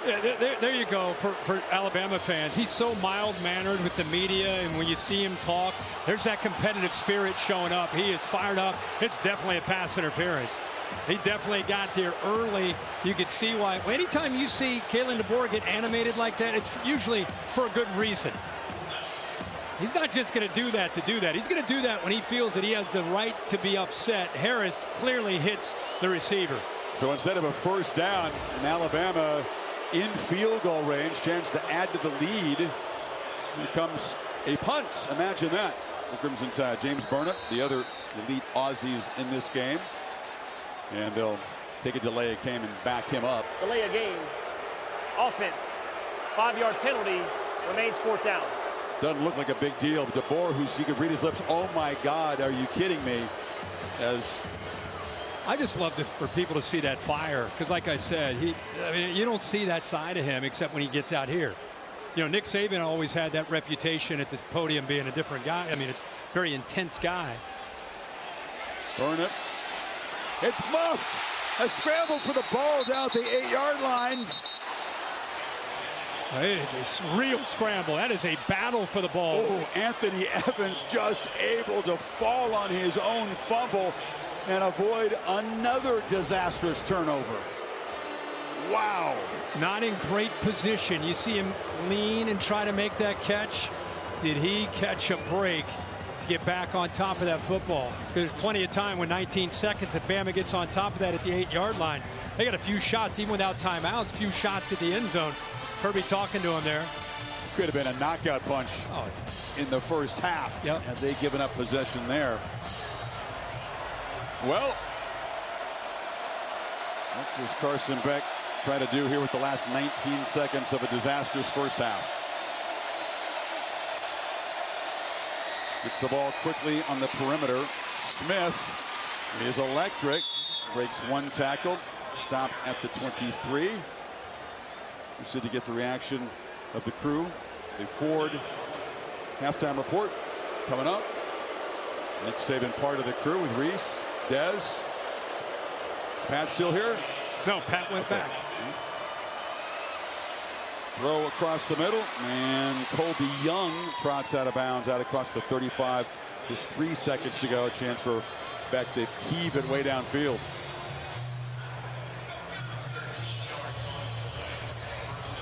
.355 yards of total offense for Alabama. Defense has been stout. They come up with the safety. They limit Georgia to 123.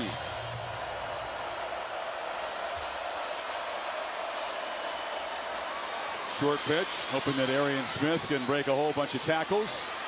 And he'll finally be corralled inside the Alabama 40, and that will be the end of a stunning first half here in Tuscaloosa. Some pushing and shoving, frustration obvious for the Dogs.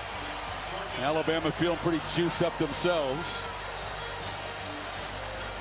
And they eventually get them separated. Georgia will get the football to begin the second half, but a lot of work to do, down 23. And we got flags. This still isn't done. We'll see if it's just a bunch of offsetting stuff.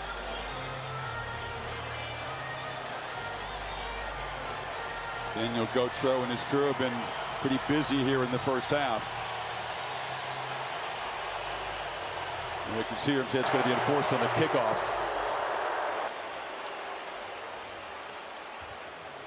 But we don't know which way. After the play, unsportsmanlike conduct, Alabama number 58. The 15-yard penalty will be enforced on the second half kickoff. It's Miles McVay. What does Kirby Smart have to say about this first half? Let's go to Holly. Well, Coach, what are the important things that you'll say to your team right now in the locker room to get them to regroup? Well, the most important thing is we got to get some stops. You know, Alabama's been really explosive tonight. We've had no answer for Milroe. He's a great athlete, phenomenal athlete. We've struggled to tackle him. We don't have the edges. They've done a really good job throwing with him out of empty, and that's been new. But we got to get some stops and allow. Our offense hasn't been bad. We just can't get our offense on the field, and we haven't stopped him, and we turned the ball over. Thank you so much, Coach. Thanks. Laura?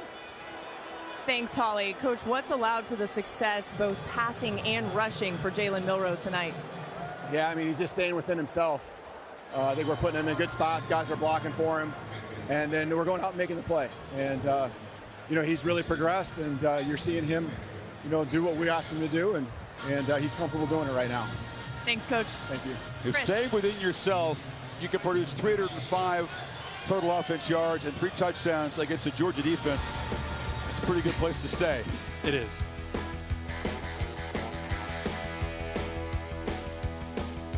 End of the first half here in Tuscaloosa.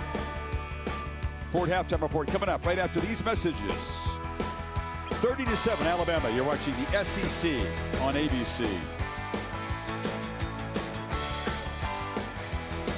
See on ABC. This is Saturday Night Football presented by Capital One. The margin is 23. If Georgia is to come back and win this, it'll be the biggest comeback in school history and the biggest comeback ever in a top 5 matchup.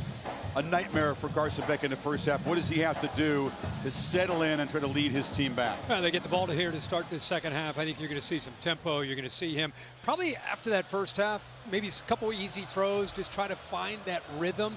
Bama, the story's been their offense, but in that first half, but a big story to me also has just been the aggressive nature of the Alabama defense. They've done a really good job of keeping Georgia's offense unsettled, especially Carson Beck. That's the worst first half of football that we've ever seen from Beck. He's going to have to respond here, especially on this opening drive. Chance at field position. The penalty on Alabama after the first half expired means they'll kick it off from the 20. And this is Evans from the 13. Chance to build momentum. And Anthony Evans is knocked down across the 40. So they do have decent field position. Here's what's gone wrong for Carson so far. Yeah, well, just a lot of poor decisions, where he gets the ball out, receiver's not looking for it. That was behind the receiver. Here just throws it right into the arms of Jahad Campbell with a nice interception. Deontay Lawson almost a pick 6. Then here the intentional grounding in the end zone, just trying to get rid of it with a blitz and get into the face, which has been a common theme when he's been back there throwing the football. Bama has really dialed it up with Kane Wilmot. Georgia has been an effective second half team in the young season so far. Ran away from Clemson. Ground out a come from behind win against Kentucky. The challenge appears more significant right now. Etienne goes backwards and never does get the edge, tackled by the freshman Xavier Brown. Holly, what do you have? Well, Georgia football is trying to regain their composure. I think it's worth noting that only one player on this entire team has ever played a game here at Alabama. It's been loud down here at times.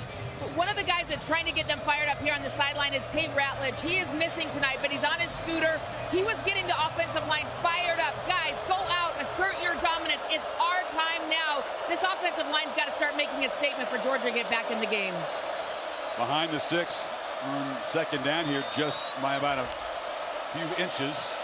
Beck lofting a throw, miscommunication, and very nearly another interception as Dylan Bell broke off the route, and Xavier Brown was the nearest man to the ball. Yeah, you'd love it working to the outside, and I don't know the confusion there, but Dylan Bell almost looked like he was going to start to block instead of running a route downfield. Yes, Kirk, you've seen the tape. Georgia went from being the best third down team in the country a year ago to being very substandard coming in, and 0 for 5 tonight. Coming into tonight, they've been at 3rd and 7. That's been their average on the year. It's tough to execute on 3rd and 7. Now here they are at 3rd and 10. Pressure immediately, and Beck is knocked down. Deontay Lawson out of Mobile. Free runner. Again, they dial it up with Kane Wilmot. Look how fired up he is. Little nod of the head. Yeah. Robinson walks up. He's an outside linebacker who they walk up right here on this 3rd down. But watch the delay blitz here. That's where it ends up coming home. It's the AT&T clicker right here. It's that delay. Good job of disguising the offensive line because it's so late. They don't do a good job of picking it up. Also, the back out of the backfield doesn't even see it. Relentless pressure on Beck. And when he has had a little bit of time, he hasn't managed to deliver on target. Cole Adams makes the fair catch, 44-yard punt. Laura? Well, Chris, we've seen an exceptional night from Jalen Milroe, and coming into this game, he told me these were the games he used to dream about as a little kid. He always hoped that he would be recruited by a Power 5 school. He told me little Jalen would be proud. I bet he'd be even more proud after seeing this performance so far tonight. He also said he used to play these out in his head. Tonight, probably playing out like a video game, as you guys pointed out earlier. Comes from Katy, Texas, and had failure against his home state Longhorns on this field a year ago.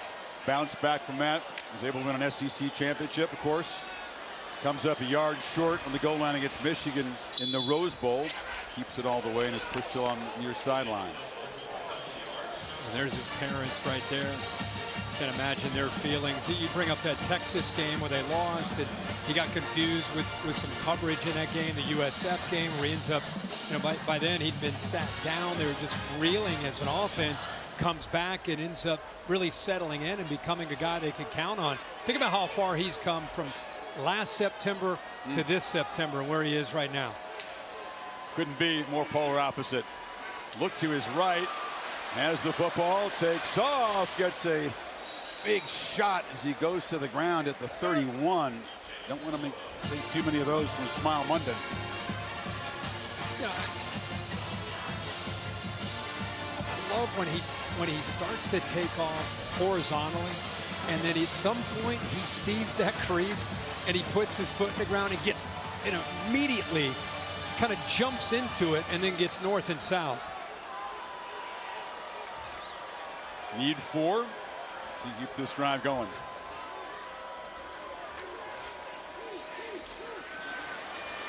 Milroe flips it, and it's incomplete. Tried to lead Bernard into space, got his fingertips on it, but also heard some footsteps. Yeah, it's a good job by this defense. Michael Williams, who's back in the lineup off to the far right there against Pritchard, just pushing it back into the face of the quarterback. They're not playing man-to-man.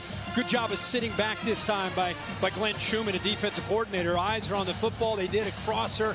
Defense in good position. And even if they were able to complete that, they're short of the first down. Evans back deep.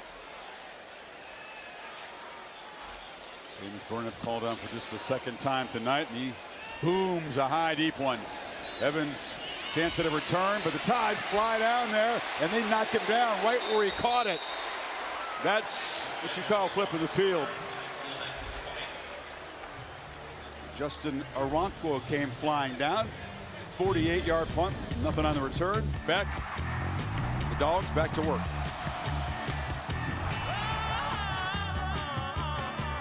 Calm guy by personality, can certainly be a very effective leader.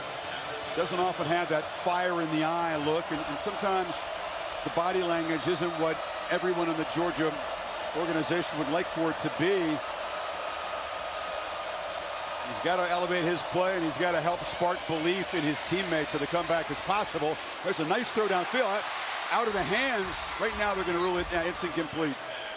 Deshaun Jones came in and knocked it out of there. Well, that's a great, that's a great throw, but a heck of a play by Deshaun Jones. Gets behind him, see the corner on the outside, he catches up, gets that left hand in there to knock the ball loose. So he gets it in between defenders, but good hustle effort by Jones to get that ball out. If Delp had held it for another split second, it could have been a catch and a fumble. 2nd and 10. Ball quickly to the perimeter. They got blockers out there for Lovett, and he's knocked down at the 25. Boy, this defense flying right now, all night. Not right now. They are just one step ahead, anticipating, looking at the formations, running to the football. How often have you seen tonight? Not many crimson jerseys and helmets flying in pursuit to the football. Every single time. Seeking their first 3rd down conversion against Womack's defense. Need 6. Beck scrambles, now goes sideways. Instead of going forward to the marker, he'll be stopped a yard short. Jahad Campbell got him down, just lost awareness apparently of where the marker was. Yeah, underestimating the speed of this defense. I don't know why he just didn't keep going upfield. he'd have a shot if he would have just taken off there and gone, but instead he tries to go outside. He has no chance of getting out there. Going for it on 4th down. Cash Jones is the back. He's got the ball. He's powering forward. It's going to be just enough for Georgia to keep the football here. They had to earn every inch of it. Yeah, that is right at the marker. They will move that. Pretty good effort. Not, again, you get to those 3rd and shorts, 4th and shorts against Alabama's defense with the size that they have on that defensive line, the linebacker play that they have. They got that by about 2 inches. They got to get the ball downfield. Got Etienne lined up far left of the formation, right near the sideline. 4 receivers in the pattern. Beck steps up out of the pocket, takes off, and will slide down after picking up about 8. Yeah, as he took off, the safeties from Alabama started to look at him. He actually had a streaking receiver down that right sideline. I think it was Dominic Lovett. He just didn't see him as he was scrambling. He was behind the line and could have flipped it. That would have been a touchdown. On the edge, there's Lovett. Gets around a block. Dominic Lovett in a foot race, and they'll finally haul him down. That was Campbell showing tremendous speed in pursuit. There is a flag down.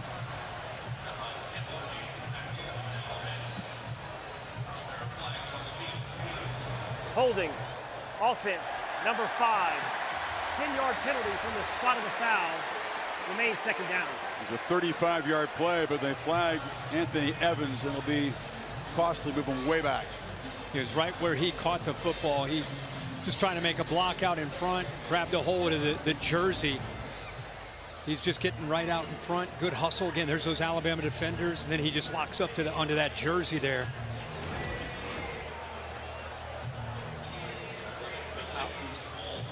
Here's the play real quick I was talking about.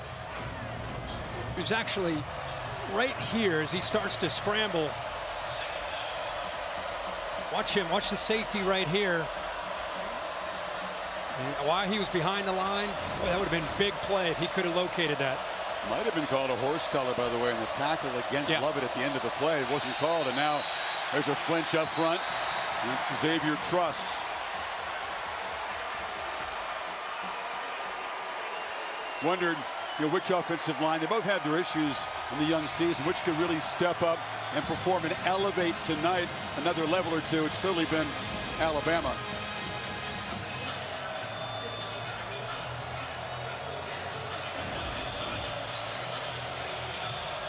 So now back behind the sticks on 2nd down.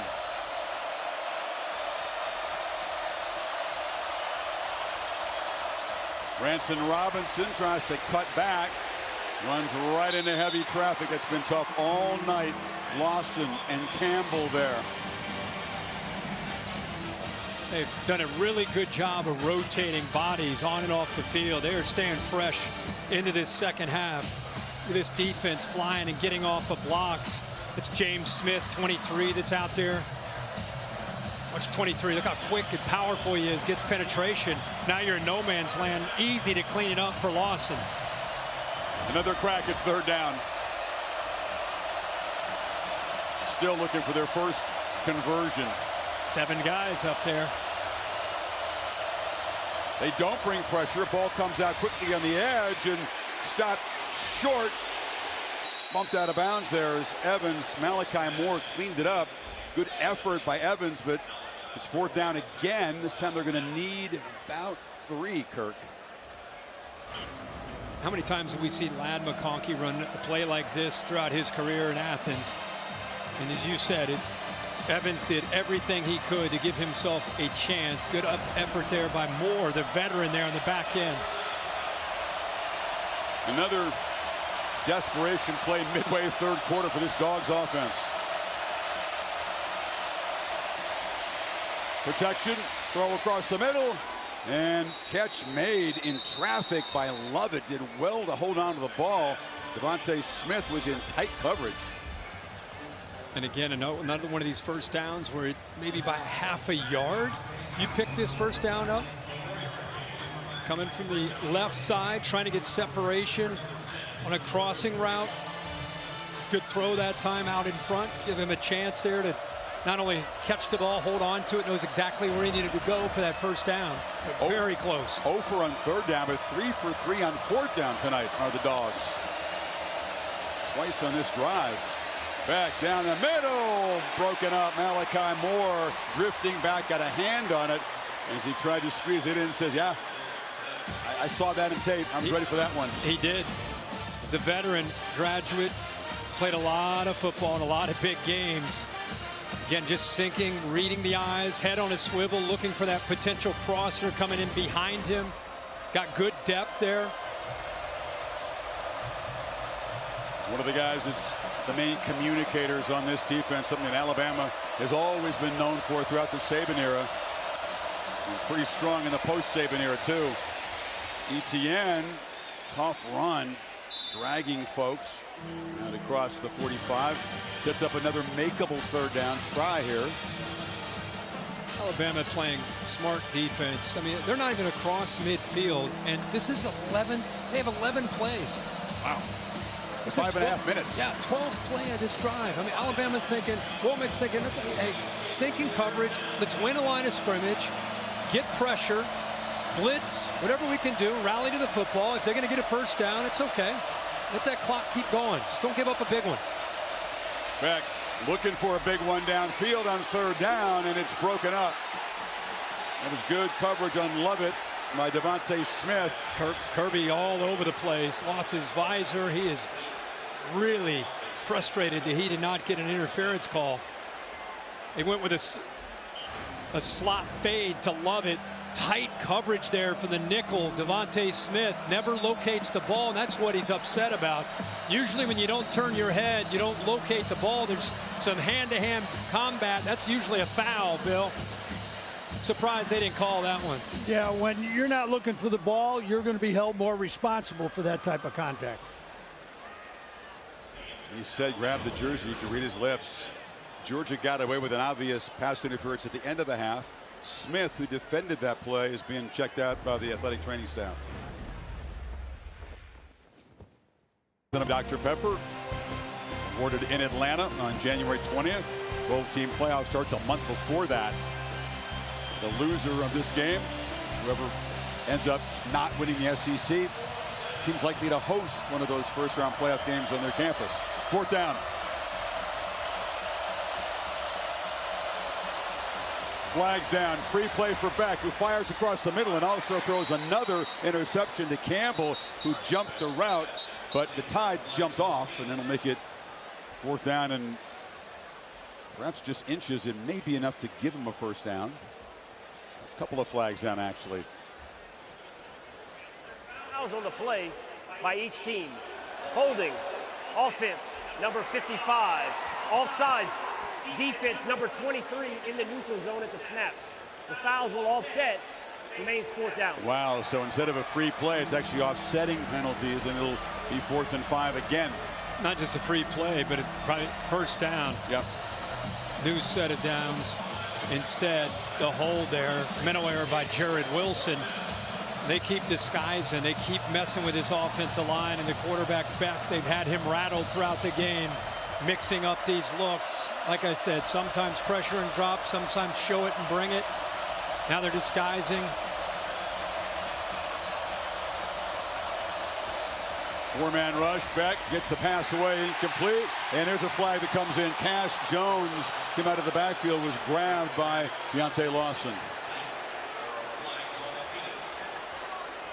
Well, the one that Kirby was fired up about, where the back didn't get his head turned around. Defense, number 0. The ball be placed at the spot of the foul. First down. I mean, he does grab onto the jersey, but I don't think he's going to make this play. But right there, he definitely grabs on. It's a small grab of the shirt that's actually underneath the jersey. Bill, was that enough? It's the 13th play of this drive, and they're now at about 6 minutes. A grinding drive. Another downfield shot into traffic. Malachi Moore came tracking he's just kind of flirting with an interception almost every throw, Kirk, it seems. Yeah, they drop safeties. Again, he's getting a 3-snap, 1-high look. And then you see, this looks like 1 high, but it's a snap of the ball. You get a safety that drops back here.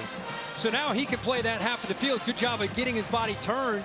And now he's got a chance to show the range and almost comes up with that interception. But Carson Beck, as a veteran, really getting fooled by the defense and the looks that Kane Womack's giving him. You said I studied a lot of tape. I didn't see any of this stuff on there.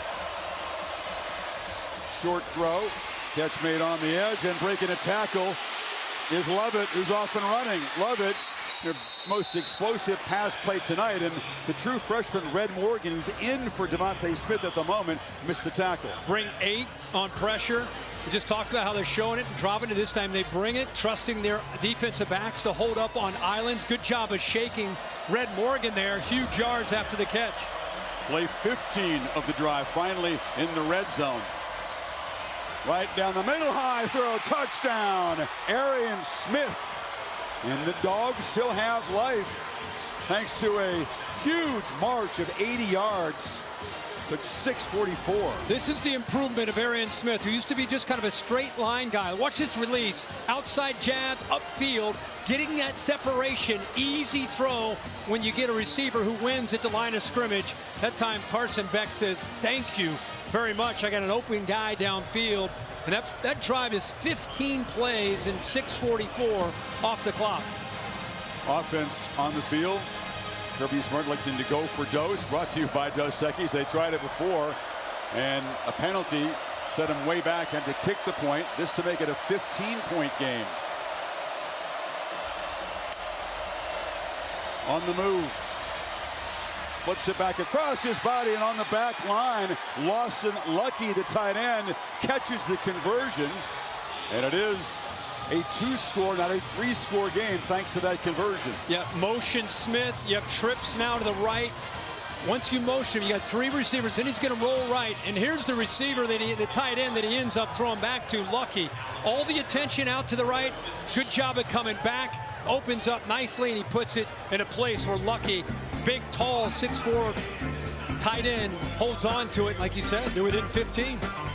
Pass was slightly deflected by a fingertip before it got to Lucky.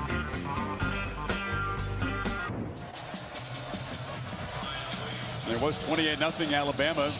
Since then, the Tide haven't scored on offense. Got the safety, but Georgia with a couple of touchdowns. Make it a 15-point game here. Still midway third. This is Ryan Williams from the 7. And 17-year-old spins out across the 20. So Jalen Milroe, the offense on fire. Let's see if they can get the rhythm back. Meantime, the All-State bus here in town. What's your All-State good hands play this weekend? Wimsatt, the backup quarterback in. Wildcat, looks like he's going to take it. 17-13, he's going to score. No! And Josh Caddis, my man, out of Cincinnati Moeller, jumps on top of it for a big moment for him and the Cats as they take the lead. And they would go on to upset Ole Miss, their biggest upset of a highly ranked team since 2007. Congrats to Mark Stoops. What a win for the Wildcats. One team was really hungry and desperate today. The other one was not. Great road win for Kentucky. On the edge, Miller takes the pitch. Jackson flew up there and knocks him out of bounds near the line of scrimmage. Holly? Well, guys, the vibe on the Georgia sideline has really changed. After that touchdown that pulled them within 15 points, they were yelling and screaming. Jalen Walker, number 11 on defense, came over to the offense and said, I told you, we can get this going. I promise you, we've got you here. They need to stop here to get some momentum back for that offense.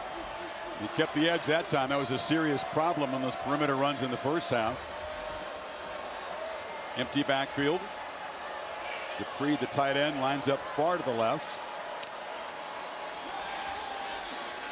Milroe, lots of time, and an easy pitch and catch. Williams has first down yardage out across the 30. Really good read, being patient there. I thought initially he might try to throw to the tight end. He came off of him in the middle. Had a nice opening once again, and that Georgia zone defense just sitting nicely, the freshman. And now the freshman goes down the middle. Williams bobbled and caught. And the incredible start for this prodigy continues. He made that an adventure, but another electric play from number 2. But you put Malachi Starks as a safety who can cover on the electrifying freshman. He's got great ball skills. That ball gets behind him. What a job there by Williams' concentration. But how about Milroe going to the 17-year-old freshman against the crafty veteran Starks, and he hits it. 1, 2. How many times did he bobble it? Like 3 or 4. Great focus, as you said. He has the it factor. He's just him, as they say. You cannot believe that this guy is the age he is. Saraland High School down the Mobile area, where so many great Crimson Tide players have come from. 54-yard play as Alabama gets the spark on offense they haven't had, and he's on the verge of leading his team in receptions and in receiving yards in all 4 games of his college career. That's incredible. And it's going to be a good college career. Think about that. Walker Down, who Holly just talked about, was trying to motivate the troops on the sideline. Just when it felt like Georgia, they got within 2 possessions, they've got some momentum, they need to try to see if they can get a stop to get the ball back. Milroe comes right back and goes to the freshman. Who to look to convert on that 3rd down, and then the next play they attack down the field. Holly? Well, guys, the coaches were telling us that Ryan Williams, at just 17 years old, came into this Alabama program, and they didn't promise him a starting job. They told him you have to earn it. So he started out on the 3rd team offense. They said it only took about 7 days before they started to move him up. Finally, Jalen Milroe, the quarterback, came and said to the coaches, hey, I think he needs to be a 1.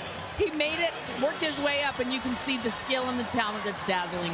First college catch was an 84-yarder for a touchdown. That was against Western Kentucky. Many wondered, could a guy this young, as talented as he is, step up and produce against the Dogs? And an emphatic yes would be that answer. Pretty cool that the veteran quarterback says to the coaches, hey guys, that kid too, he's 17. Guess what? He might be our best. We got to get him up off the 3rd team, move him up. The first stop on the plane after DeBoer got here and met the team to re-recruit a guy who had decommitted, as many players do. Go down to Mobile, get the family together, get him back in the fold. Good call. It was the #1 priority, basically. I see why.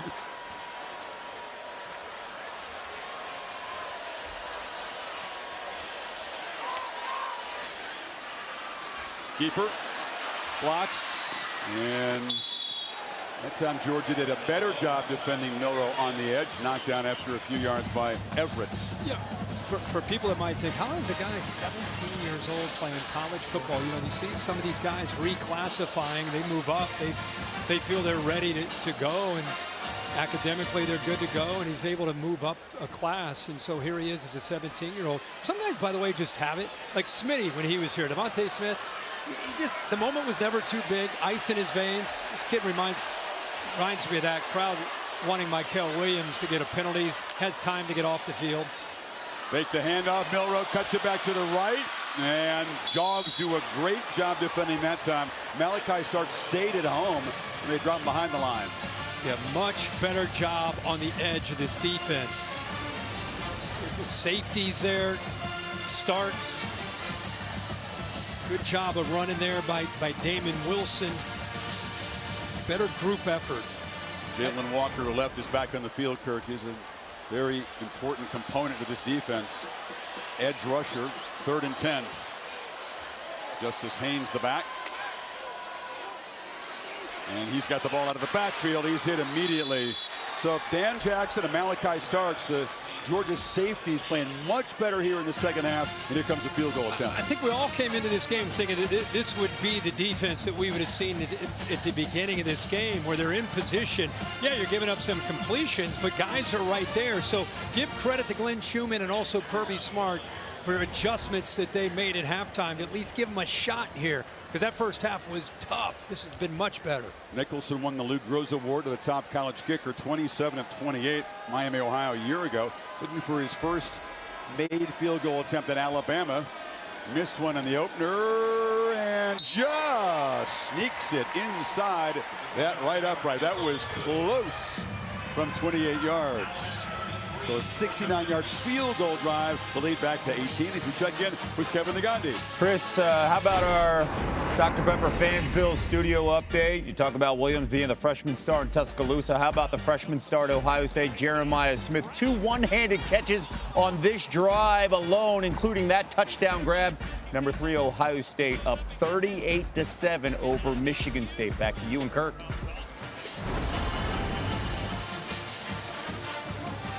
These newcomers to college football come in different. They're so prepared really physically and mentally to contribute right away. They expect to, actually. Yeah, Jeremiah Smith, Ohio State, think about who they've had. Marvin Harrison Jr., Chris Olave, Garrett Wilson. I mean, the list goes on and on. Jackson Smith and Jigba. There are a lot of the Ohio State coaches that feel that Jeremiah Smith may be the most physically gifted of all of them. That's saying something. All those guys you listed are pretty physically he looks like a young T.O. when you see him. That's sculpted, huh? Yeah, he's scary.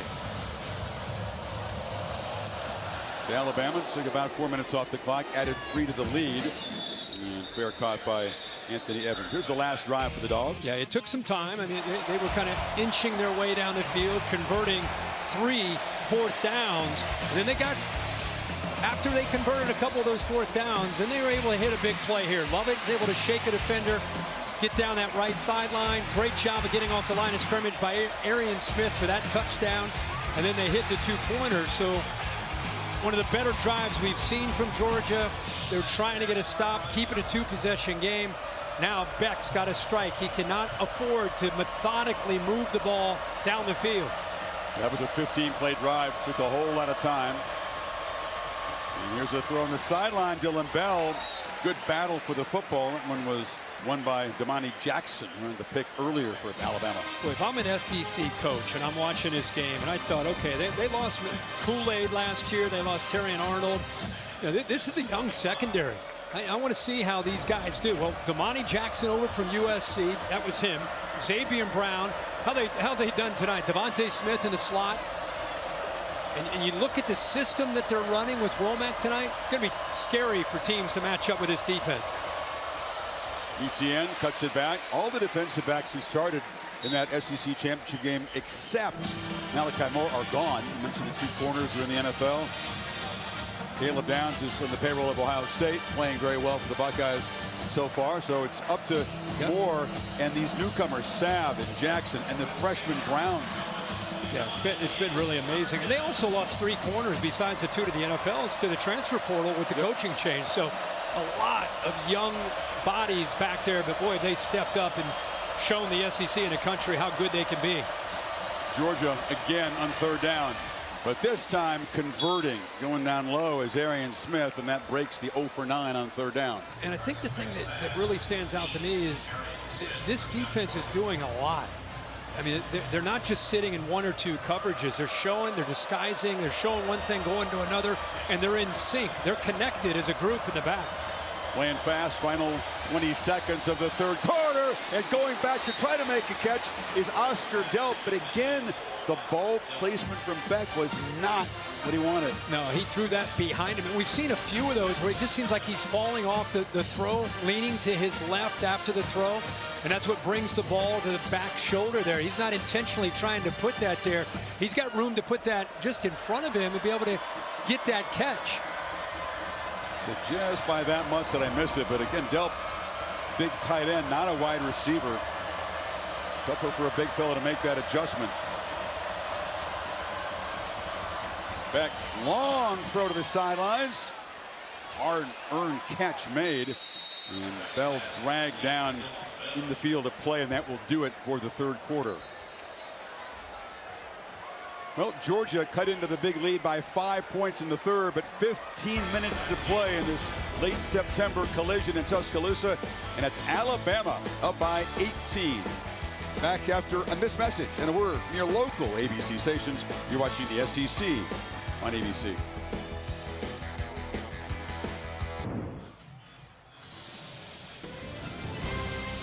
Set for the final 15 in Tuscaloosa. You're watching the SEC on ABC. Alabama with that field goal. First offensive points, Kirk, since the 12:24 mark of the 2nd quarter. That early flurry with the 4 touchdowns. just a safety and now field goal. So Georgia is still within range here. But they need something to happen quickly. Etienne can make it happen quickly, but he has been corralled by this tight run defense, and Deontay Lawson makes another big play. How about the true freshman, Red Morgan, also force that ball back to the inside to let Lawson and the rest of that defense get there. Great job from that nickel spot there by the true freshman, 16. Preston to duty as Devontae Smith left the ball game with an injury. Fourth down again. They need 6. Or else the Tide are going to take over in plus territory. Look at Lawson, that green dot linebacker 0, just takes control like a quarterback there. Really good player, communicating, getting everybody lined up. Back across the middle. Another squeezed into tight target, and Dylan Bell has become one of his go-to guys, and the Dogs are the first down in Bama territory. Great job by Carson Beck. This time, man-to-man, you got to get an inside release, and you got to get it into him before that safety can come over and dislodge that football. Got it out in a hurry. Gave him a chance because it was low to go down and get it. Staying alive here in this game with these fourth down conversions. On first down, Beck loses the football. They knocked it out of his hands, and Latham makes the recovery. Rusa knocked it loose. Another turnover for Beck.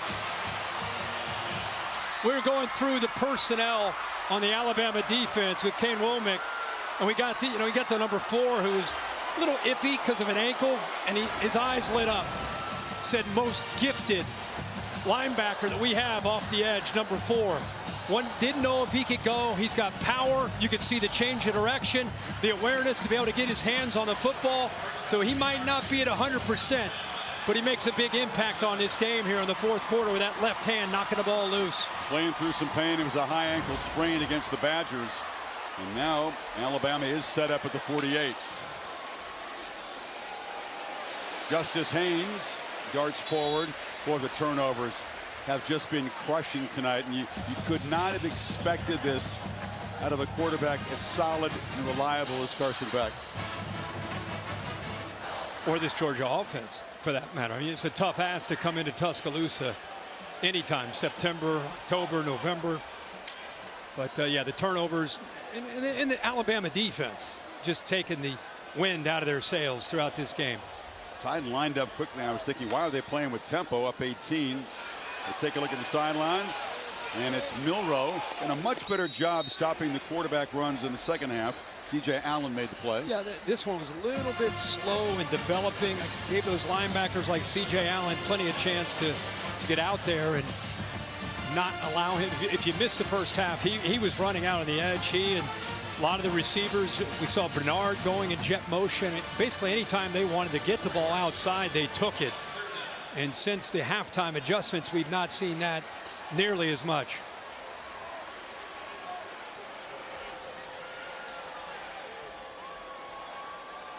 Take the play clock down. Snap it at 7. Heavy pressure. Ball is out. Justice Haynes will be stopped behind the line of scrimmage there by Warren Brimson. One of those guys who's been playing through some pain. Got hurt against Clemson. Back tonight. Best thing you can say if you're a Georgia fan right now is we're at week 4. There's a long way to go. And I just love to see, I think Kirby mentioned it when he was talking earlier, I love to see a team fight. I mean, I just love, especially early in the year, they're not giving up. This defense is doing everything they can to try to get the football back. You'd expect that from a Kirby Smart team, but it's good to see that from a champion who's won 42 regular season games in a row in the regular season. And tonight it's not going their way, but they are still fighting on that defense. Burnham, who can kick it a mile, tries to hit it softer and have it check up, and it's going to bounce into the end zone. Oh, just eluded coverage team down there trying to down the ball at the 1 yard line. It was Emmanuel Henderson. So touchback. Tremendous history at this program, putting the gentleman in the center, and now Kalen DeBoer era is here. The Tide looking strong.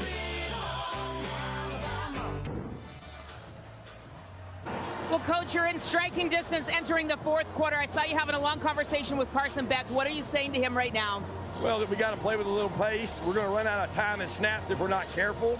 Big stop there by the defense. Proud of these guys fighting, but we got to play with a little bit more pace. We're tired because we're playing a lot of snaps, and so are they. Thank you, Coach. Thank you. That was before the beginning of the fourth quarter.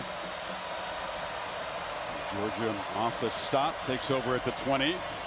Three-man rush, ball pressed downfield, and again, Alabama defensive back. That's Jalen Mbakwe gets there and contests the catch and breaks it up. Mbakwe is another true freshman. We've been talking about Damani Jackson, talked about Xavier Brown. Now how about number 9, 5'11", 192 pounds. Able to get around that receiver because he has his eyes on the football and knocks it away. Played quarterback, very little defense in high school, won a state championship as a quarterback down in Clay, Alabama. Looked pretty good as a corner to me there. Yeah, it did. Kind of natural.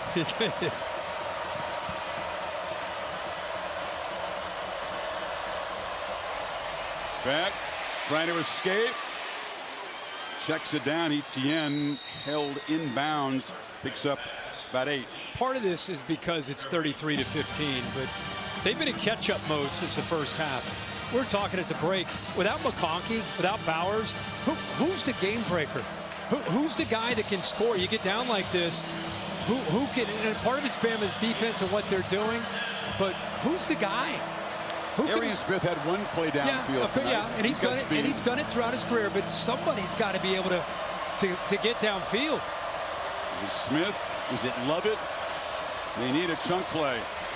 Trying downfield again. This is Lovett in a battle, and it is broken up again by that freshman Morgan. They're taking shots. They're just coming up empty. Yeah, so that's the third true freshman on the back end that we've been talking about. Xavier Brown won, saw Mbakwe, and now Red Morgan is, like we keep talking about, he's been in defense as a run defender. He's been able to step up. Now he's out there making plays downfield in coverage. They need to convert yet again on fourth down. Need 3 here. 4 for 4 so far tonight. That's the only reason they're still in this game. Back across the middle, and that one they don't convert, but a flag comes in. That was Keon Sabb in coverage against Lawson Lucky, the tight end. That was really physical. Holding. Defense, number 34. 10-yard penalty from the previous spot. First down. You got Q Robinson on the penalty, announced 34. Yeah. Well, but watch Lucky here. I mean, he's running, trying to get beyond the sticks. He's going to work back. Look how physical. It wasn't just the end of the play. It was the entire play there. I'm not sure where Robinson was involved. It may have meant 3. Yeah, it was 3. So again, they convert on fourth down, this time via penalty.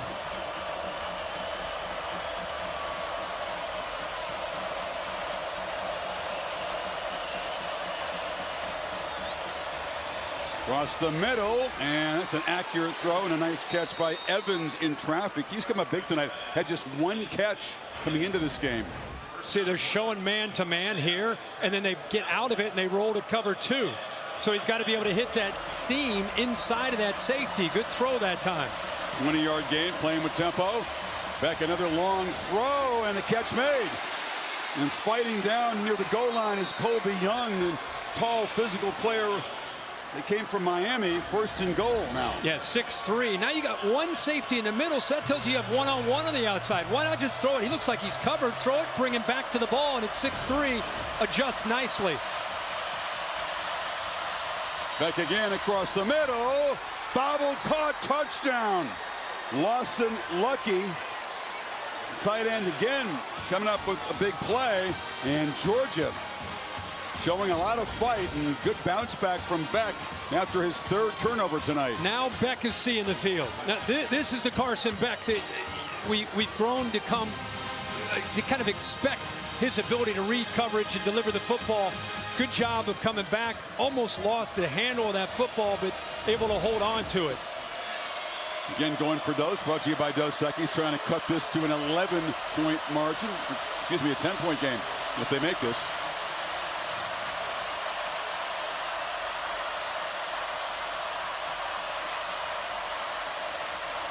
Batted away.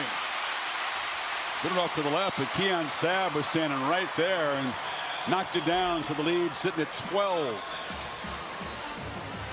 9:46 to play in Tuscaloosa. Dogs fighting back, but still down a dozen.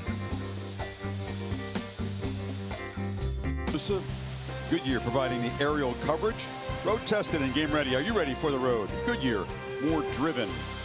That's a fast drive by Georgia. Kirk, that was not methodical. They went 80 yards in less than 2 minutes. Took them to 6 plays. 2-point conversion batted down, so still a 12-point game. Job not done for Milroe and the Crimson Tide yet. No, got to be careful getting too conservative too. Booted deep, and the fair catch is going to be made by Adams. Check it with Kevin Nagani in the studio. What do you have, Kevin? Chris, time now for our Chick-fil-A move on the field on the blue turf. Try to stop Ashton Jeanty. Washington State can't. Look at number 2, go through the line, and then around all the white shirts. It's the 4th rushing touchdown of at least 50 yards for the Boise State Star this season. Right now, it is Boise at home, up 10-7. Back to you and Kurt. Kevin, thank you. Nod of the head from Mike Black, our trusted spotter, who's a former Broncos kicker. We're looking to throw in first down. Pump fakes, pats the ball, and now throws it over the head of Dupree, who was well covered. And for Nick Sheridan, as the play caller, this becomes a time where you're working with a 12-point lead, 9:39 to go. Like I said, you don't want to be too conservative. Being aggressive has worked for you, especially in the first half.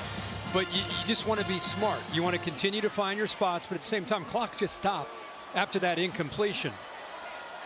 Not quite as crisp. The edge has come off this Alabama offense, and the Dogs playing much better defense after halftime.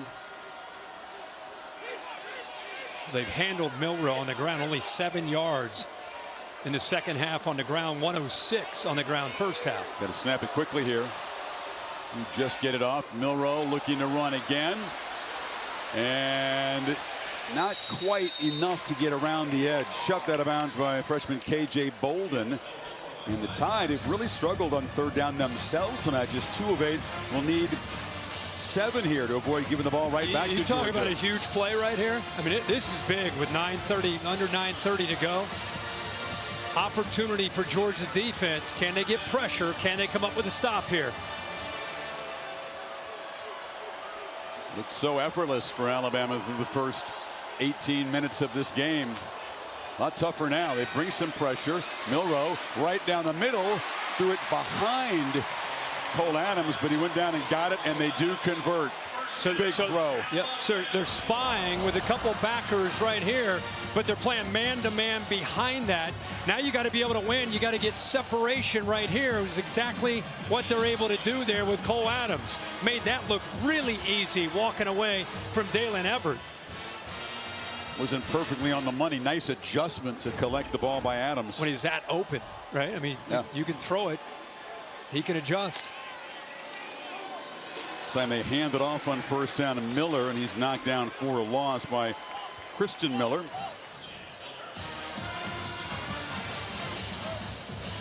Every time, as you said, big play, because look at this clock running. Now you sense that although they want to continue to be aggressive, they will become much more conscious of using this clock in a 2-possession game. Yep. Work the play clock down. They've got 20 more seconds to play with here. Georgia just hanging around, just on the fringe. And they snap it at 13. Keeper by Milroe. They were grabbing at that ball. Did he come out? Tyrion Ingram Dawkins was ripping at the quarterback's arm. Thought he had a takeaway, but Milroe did well to hold on to it. Yeah, I thought he got in there and had a chance. He did attack the football, which you're expected to do down 12 in the fourth quarter. Milroe held on, but another third down. From the pocket, he throws. It's broken up. Dangerous throw because Dalen Everett was tracking back. C.J. Allen brought the pressure. Well, that time they bring pressure. They have not been getting home. This time they do. A little bit of movement here. Alabama going much faster there on that third down, but nobody picks up C.J. Allen. And those defensive backs all lined, all 5 of them right at the first down marker, knowing exactly where those receivers were trying to go. That time 6 able to work around the freshman. Aggression has worked, as you pointed out. So is playing with some tempo. In that possession, some incomplete passes. They did not work the play clock down several times. Could have chewed up more of this. And now Beck will get the football back. Still about half of the final quarter to play. I'll go 5 yards back here for Alabama. False start. Offense, number 18. 5-yard penalty, remains 4th down. Another thing to remember when you get into these situations, you got 3 timeouts and a new rule this year with a 2-minute timeout. So it's all about how quickly can you move down the field. If you are able to, how quickly can you move down the field? Different look here. Georgia's got 2 men deep. Evans and Starks. And it bounces around dangerously. That bounce near where a couple of players were engaged in a block. Apparently it did not touch a Georgia player, and the Dogs will take over the 22, just a 40-yard punt. It's a cool evening in Alabama. Goodyear soaring above Bryant Denny, providing the aerial coverage. Winning is easier when you're road game ready. Are you ready for the road? Goodyear is more driven. Alabama student section has been given a lot to cheer about by their team. The Taco Bell Liv Moss Student Section of the Year contest. Download the Taco Bell app to learn more. Beck and the Dogs within a dozen. 7:14 on the clock.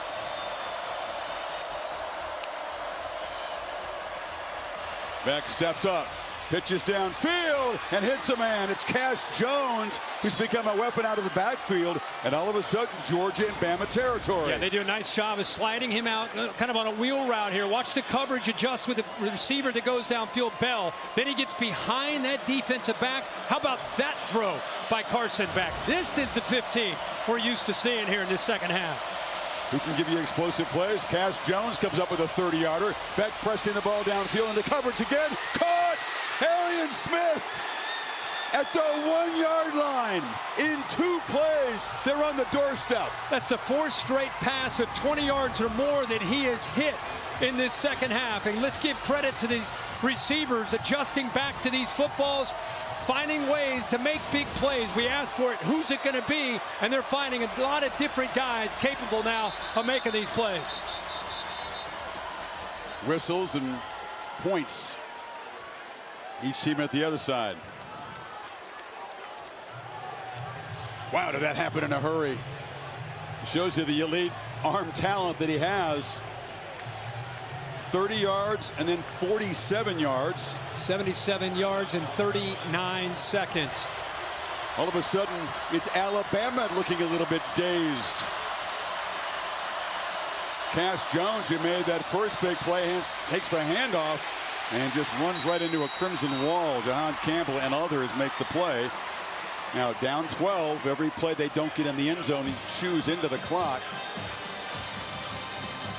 Clock is stopped. There's a Georgia offensive player down on the field. It's Jared Wilson. Let's go back and look at this catch. A couple big plays by this offense, Chris, that you're referring to. Cash Jones had one of them, and then we go to Arian Smith. We talked about how he's made so many big plays in his career. Here's the progressive pylon cam to show you if he got close or how close. He's down at a 1-yard line. Brown saved the touchdown there, but wow. Carson Beck has overcome 3 turnovers tonight, trying to rally his team to the biggest comeback in Georgia history, as them within striking distance of cutting this into a 1-score game. Holly? Well, guys, big development down here. The center, Jared Wilson, is down injured. Tate Ratledge, who is out tonight injured, is normally their backup center. So the 3rd-string center, Bobo, is coming in. That is Mike Bobo's son, Drew, the offensive coordinator for Georgia. He just took some snaps with Carson Beck. What a turn of events on the goal line. Yeah, he's obviously proud of his kid. A big high school ball in Auburn. Yeah, 6'5", 305 pounds. Redshirt sophomore getting baptized in here. How about Big Drew coming in here with the game on the line down inside the 2-yard line with that defensive line just teeing off, helping Jared Wilson off. You know, the line of scrimmage, it's like Damon Payne pushed into the backfield, 44 right there. That was a lot of violence down there in the pit, as you'd expect. This would be a tough loss if Wilson is going to be sidelined for a while. In the meantime, Georgia got pushed back on that play.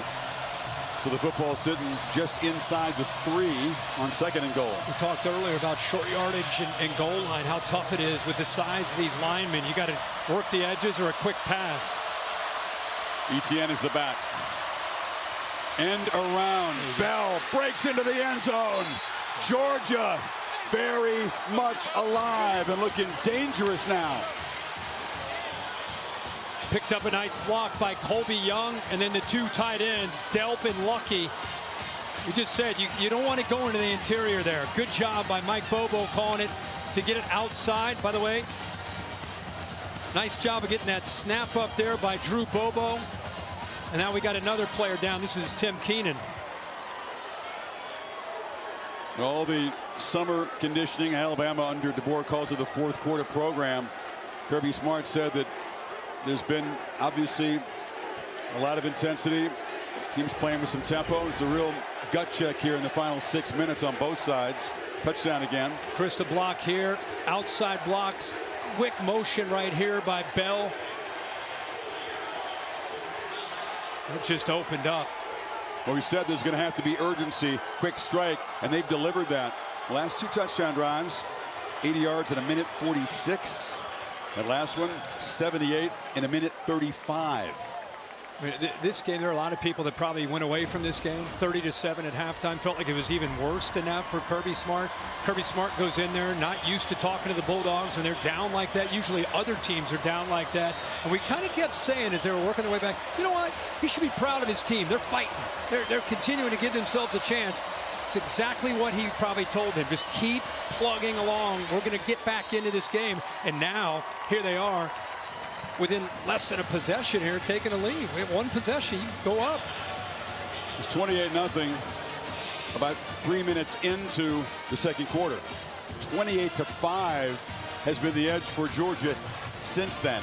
And Alabama, where they got a little comfortable in the lead, they've not throttled back on the aggression in terms of the play calling. It haven't been nearly as crisp, and Milroe has really been contained as a runner and a thrower for the most part since then. We were talking at halftime. I think Milroe just won the Heisman. I mean, it was like that kind of first half. Incredible in every phase of the game. But Georgia made the adjustments. You talked about it, how they've done a good job of making adjustments throughout this year. He's done a great job of making adjustments throughout his career as a coach. And so that's not surprising. What's surprising is that their offense and Carson Beck has caught fire here in this second half. All of a sudden, Milroe and this Alabama offense have got to come away with some points here, or Beck and this suddenly on fire Dogs attack is going to get the ball back with a chance to win it. And this is mishandled by the freshman. A disastrous play. They have to just fall on it. That was Ryan Williams back there. Not a role that he's really played as a returner. Inexperience showing, and they're really backed up. And they're looking at each other. You know, they're looking at each other. You have it, I have it, do you have it? And again, that's a 17-year-old. Not that it's his fault, but it's just miscommunication. And Adams just says, I got to get on top of this football. So they're inside their own 5-yard line. Alabama had 355 yards of offense and 30 points in the first half. They have 98 yards and 3 points here in the second half. And now they're backed up inside, what are they, at the 2-3 yard line? Man, has the mood shifted in here. High anxiety for the Tide faithful here in the end zone. Haynes trying to run out, just gets a little breathing room out near the 7. How crazy is momentum in this sport of college football? In Alabama, their fans have been singing songs and having a great time and thinking about what they're going to do after the game. I'm talking about the majority of this game, 85, 90% of the game. And Georgia just kept battling. Here they are. Milroe from the end zone. High throw, dangerous, and the catch is made for a first down by Jeremy Bernard. Not quite as accurate in the second half, Milroe. Bernard had to make a nice adjustment there. And Miller got pressure on Jalen Milroe and forced him to throw that ball and kind of fall back as he threw it. I think that's what impacted his accuracy. Nobody picks him up. You see him have to kind of fall back on that football. He's lucky he's able to get that over top of the big defensive lineman. So a fresh set of downs, a chance to bleed more clock. Here's a first down carry by Haynes. Doesn't want to get out of bounds. I know the quarterback's more comfortable operating at tempo, but it would be nice to bleed a little more clock. They're not working the clock down anywhere near zero before the snap again in this last series. No, and that's the dilemma when you're working with a lead here, you know, with a new staff and a new coordinator, a new play caller. You know, do you bleed it and go ultra conservative? You know, they're like you said, they're not working clock at all here, up 5. Second down, long throw. Catch is made by Dupree, but he's hit immediately there by Julian Humphrey. Short gain, and will set up a third down, and they'll need about 4.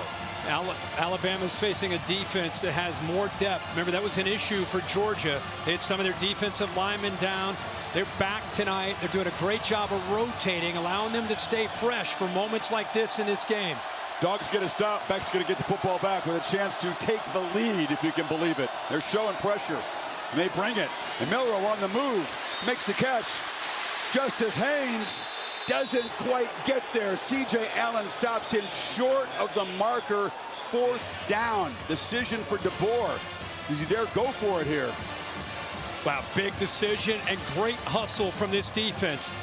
C.J. Allen was blitzing on this play. Number 3, he's in the middle of the defense. Haynes makes Malachi Starks. Look at 3 in the background. Without that effort, that's an easy first down. He gets him short with the effort, and Georgia stops Bama. They're going to punt the football and credit C.J. Allen for that play right there. The miscommunication, the mishandled kick return really set him back, proved to be costly.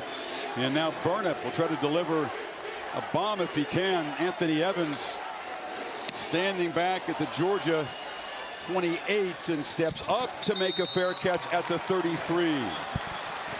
Now Carson Beck has looked incredible in these last 2 drives from Georgia. Mixing up, just seems like he felt like he's seeing the coverage, trusting his receivers to adjust the ball and make plays. It's been everybody. Colby Young, lucky with a touchdown. Here he slips out, Cash Jones out of the backfield, takes a shot here to the veteran Arian Smith, who adjusts back to the football. Unbelievable job, and now he gets the ball in his hands, down 5 with 2:42 to go with 3 timeouts. Trying to complete what would be Georgia's biggest comeback ever, and the biggest comeback ever in that top 5 matchup, keeping alive that 42-game regular season win streak. Plenty of time. We don't need to play urgently here.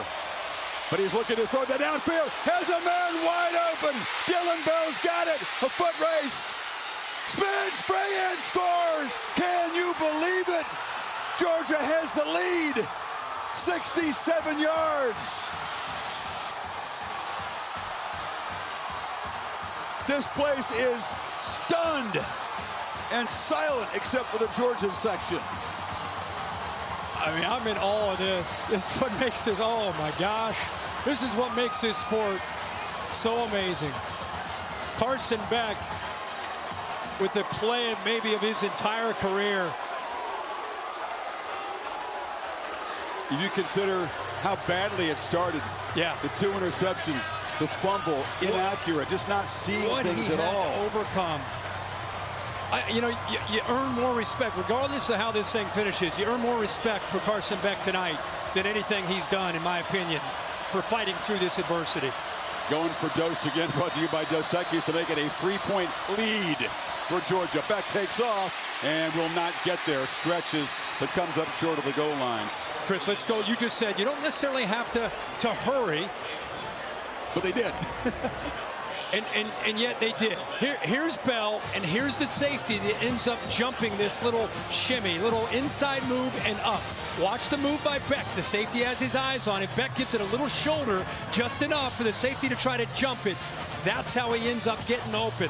That is Sav, the transfer from Michigan. And this is where Bell shows you his toughness and physicality. What a call. Little inside move, get the safety to bite, and then get behind him. And a great throw by Carson Beck. And unbelievable. Georgia has taken the lead 34-33. This could be the largest comeback in the top 5 matchup of all time. in the biggest Georgia history. I'll tell you, all of a sudden, what a shift for Milroe. They've been playing with the lead. It was a party in here. Now he's got to engineer a drive to avoid a total collapse. And they have zero momentum. The same two guys are deep here, Williams and Adams. And this guy, let's let this one bounce into the end zone. So here comes Jalen Milroe. Talked about a monstrous first half. 100 yards rushing, 200 passing, 3 total touchdowns. Very quiet since midway second quarter. Yeah, but this is where they got to shift mindsets. Again, there's no rush. 3 timeouts, 2:31 to go. You have the 2-minute timeout. You just got to get a first down. You get that first down, and you can create a little bit of rhythm and try to get this Georgia defense that has some newfound confidence a bit on their heels. There's a lot of calm and command from Milroe at the start of this game. He's got to have it right now. And they take a downfield shot. And the catch is made. It's Ryan Williams, still spinning free. Touchdown, Alabama. They answer in one play. 75 yards for the 17-year-old. Are you kidding us?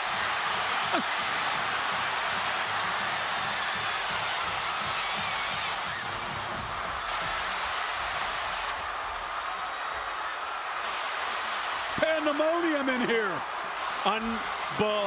Unbelievable. We're saying just get a first down, create a little rhythm. Instead, they go for the jugular. Middle field safety, one-on-one matchup. Why not go to this 17-year-old lined up that time against an inexperienced corner who's got talent in Humphrey? What an adjustment back to the ball. This kid just has the it factor, and he showed it right there. Time to go for Dose again. A lot of beer handed out here in the fourth quarter. Goseki's bringing it to you. This to make the lead 6-7 actually. Low throw, goes down and grabs it. Jeremy Bernard. Wow. Well, Chris, this is a great read by Milroe, who hasn't really made a play since the first half, but what he saw is this right here, a middle field safety, which tells him, I think I got a shot to my guy that can make a play to the outside. He's one-on-one. Look at the DB, never located the football. The receiver, Williams, does. That's why he was able to adjust back. Julian Humphrey never saw him. Out on an island, because of the quickness there off the line of scrimmage. Look at this, it's not the greatest route, but it's the awareness and the ability to come back to the ball. And then what he does after the catch, this isn't a big guy, he's 175 pounds, but he just knows how to make plays when it matters, and he makes a huge play for Alabama. What an answer by the Tide. That was special in about 3 ways. The speed to get open, the adjustment that he makes, and then the elusiveness, the spin move down the sideline. Here's Bernard going down low to grab the 2-point try. Beat Malachi Starks there man-to-man. So Georgia, after all of that, had the lead for 13 seconds. Yep. And they find themselves again needing to rally. Again, they have plenty of time. That's the downside of striking so quickly. They left Georgia the 3 timeouts plus the 2-minute timeout. And this Bama defense is all of a sudden really, they have to find some answers here in the back. Are you okay? You've had some big calls here. I mean, I'm excited. You got 2 18s, so you better get him some water here. We got. Well, the Dolphins and the Titans deliver on Monday night like this. I'm not counting on it. I'm not feeling that. What's Carson Beck thinking? He's been really in the zone. I mean, is it just going to be heave-ho downfield again? He doesn't have to do it. He doesn't have to. I mean, why question it? The way the receivers are playing, the way he's seeing coverage right now. I mean, it's survival of the fittest. It's a battle, heavyweight battle. Imagine this, though. You're going to come all the way back. You take the lead for the biggest comeback in the long, proud tradition of Georgia football, and now you got to go back out there in a heartbeat. But you got down 7. You got a red-hot quarterback. You got to keep believing and keep trusting. The 3 timeouts, again, plenty of time.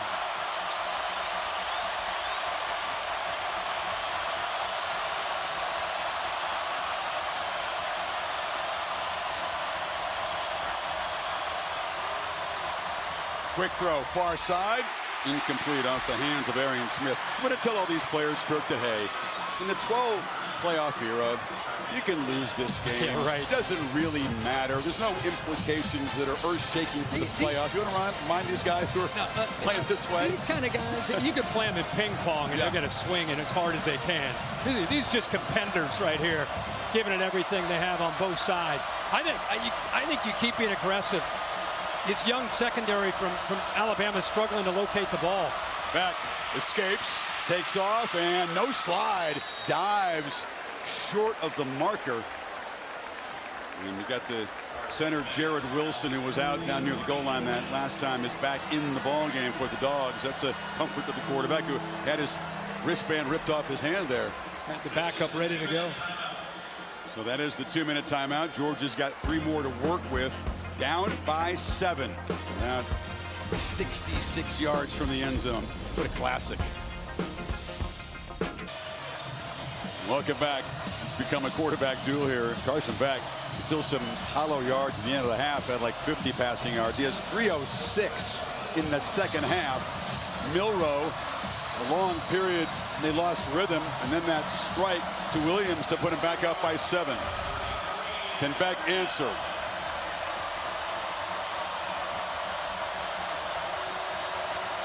A lot of cushion. Alabama playing off these receivers.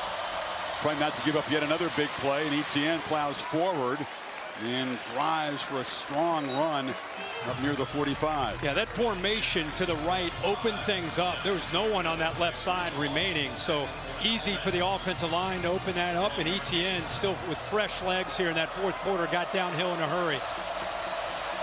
All 3 timeouts left.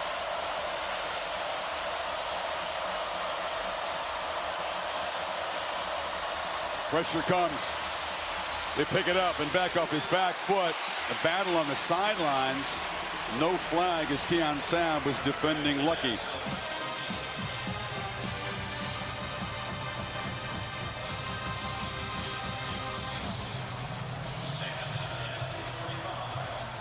Test of stamina, mental and physical, with this Alabama defense. They have been ripped apart, really, by Beck in the second half. Somebody on this Bama defense going to have to make a play to avoid Beck perhaps taking this game to overtime. Plenty of time again. Sideline throw, catch made, and skipping out of bounds after an 8-yard gain is Bell. It'll be 3rd down and short. Arian Smith, 132 yards receiving tonight. Bell now right at 100. Both of those two have stepped up. Lovett, 7 receptions. So those have been the main targets.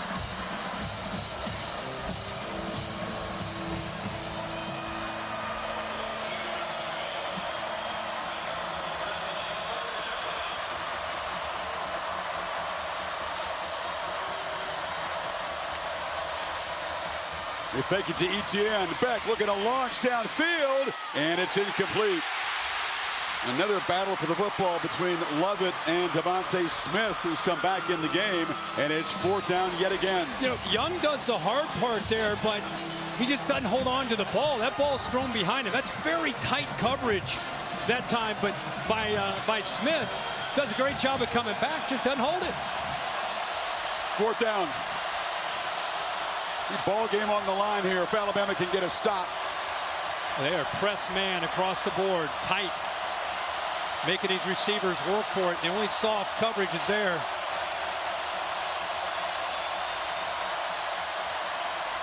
Beck backpedals, converts. Catch made to the 36 by Colby Young. That time Young does hold on to it. What a great job. Clutch right there. Game on the line, and throws an absolute dart right into the face mask of Young, who holds on. Pretty tight coverage that time by Delonte Jackson.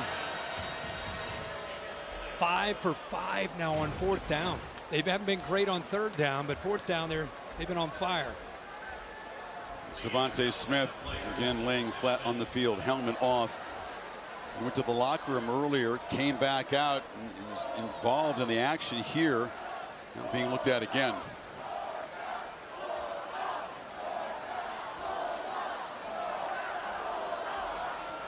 So with Smith down, either team taking a timeout there. and they'll help him off the field. Prudential brings you the rankings. Texas eventually pulled away at home against Mississippi State. Ohio State tonight win at Michigan State pretty easily. Ole Miss falls to Kentucky. This one early. This one's early. That was a shocker of the day. Ole Miss losing at home to Stoops-y and the Wildcats. Perhaps Miami's escape against Virginia Tech will not be the only wild finish we see here this weekend. Yeah, that was a crazy one. Georgia 36 yards away from the end zone. Plenty of time.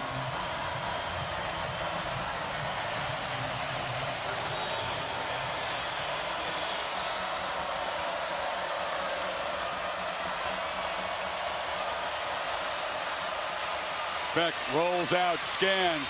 Could have thrown or ran that time. That time tucks it, dives forward for a short gain. Clock running. Yeah, Kirby uses a timeout there. Smart decision by Beck. Once he cleared out of the pocket, rolled right, there's nobody open. Alabama had everybody covered, and so instead of throwing it away, at least he picks up a few yards, and they use their first timeout. See, Kirby wants to kind of hit the pause button here. Let's stop and think this out. Don't have to play in a hurry here. They do still have the 2 timeouts. I love to watch the communication. You know, you get to a timeout, you think it's all about the coaches, but when you have a guy like Beck who understands things, you know, he's in the middle. He's talking to different players. He and ETN talking things over. You know, they really value what he brings to the table. He's out there. He's the one seeing it. So they trust what he's seeing, what he's feeling. And he sure has felt it in the second half. Great field coverage, delivering the ball much more on time, more decisive. Milroe, who just put his team back in front, perhaps wishing he could have spent a few more seconds on the field. Got a matchup up top, one-on-one. Final minute of regulation. There it is. Look in that direction, looping throw, battle broken up. It was just a little bit underthrown for Young. Zabian Brown, the true freshman, out there on an island. They intentionally put trips into the boundary, and they went to the other side, one-on-one against the young true freshman. You got a veteran, the transfer from Miami, who just tries to adjust back to the ball, never really had a chance. And look at the freshman, never located the ball. He's lucky he didn't make contact and have a pass interference. But I love that play design there by Mike Bobo to give a receiver who's been around the game for a long time, a veteran at 6'3", a chance to make a play. And Brown, who was a modern-day high school powerhouse in L.A. last year, stepping up on this huge stage. 3rd down, 8. Flags down. False start there, looked like the line of scrimmage. Lawson Lucky makes the catch. Yeah, I think you have the receiver moving at the bottom. You also have Alabama moving. Offsides. Defense number 14 in the neutral zone at the snap. The penalty is declined. The result of the play is a first down. The runner was out of bounds. The clock will start on the snap. Yeah, Bill, I don't know what's going on here. You have movement here, but you also have movement in the trenches. How'd you handle that one, Bill? It's a live ball foul. He came into the zone, then the ball got snapped. He drew no offensive players off. So the receiver moving as well. Okay. Georgia 20 yards away. Beck launches for the end zone. Jump ball. Intercepted. And Zabian Brown, the freshman, makes a game-saving play for Alabama. Talk about stepping up in a massive way 4 games into your college football career. Unbelievable. You know, instead of being press man, Chris, the true freshman gave the bigger receiver some room. About 10 yards off the line of scrimmage. You'll see him as you way out to the left. And what it allows him to do is this time, look how he locates the football. The previous time he did not. This time, because of the cushion, he was able to see the ball. And he's got the athletic ability, once he sees the ball, to be able to go up high point and be an athlete and take it away from the taller receiver at 6'3". You know the comparison they made, Zabian Brown, Womack and company, Patrick Surtain as a freshman just came in incredibly locked in. Tremendous understanding of the game. So instinctive and obviously athletically gifted. He talked about a Hall of Fame guy. That's the comparison they make about Xavier Brown. There's something about Alabama defensive backs. Yep. I mean, Saban left the cupboard far from bare. They had to keep the commitment to these guys. What a play and what a battle here. Yeah, this, by the way, 2 number 2s for Alabama. Xavier Brown getting it done on defense, and Ryan Williams, number 2, the true freshman, getting it done on the offensive side with 6 catches, 177 yards. Man, what can you say? I mean, Alabama wins this game. It's a big showdown in week 4, but Georgia left for dead at 30-7. Didn't look like they had any clue how to stop Milroe. Deserves a ton of credit for getting in there at halftime, fighting back, taking a lead, albeit it lasted 13 seconds, but having the ball with a veteran quarterback in the red zone and having a chance to maybe take the lead and win this thing. So, battle of the Titans, and it lives up to the hype there in this second half. And we said there's some wrinkles. There's some unknowns. 2 guys who were in high school a year ago, as you pointed out, made the monstrous play. They both wear number 2 in crimson. The eventual game-winning touchdown by Ryan Williams. I had a brief chat before the game and said, "You don't look like this is too big for you." He goes, "No, sir, I'm ready." Georgia thought they might pull off the biggest comeback in school history. Alabama struck back, and Georgia denied in the end zone by an interception.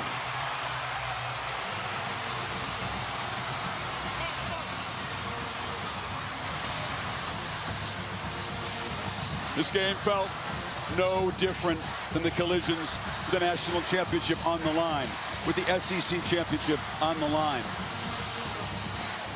Every bit as hard-fought and compelling.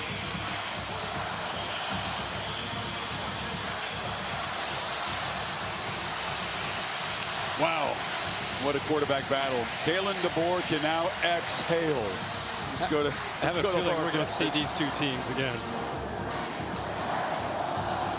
Thank you, Chris. Coach, what did you think when you saw Xavier Brown's interception just now? I know he's a smart guy, and sooner or later he'd read what was going on and make a play. Super proud of the young guy, you know, learning. He's only going to continue to get better. He's a heck of a player. Georgia came fighting back. You expected that they would be able to do something like that. What can you say about your team holding on in the end?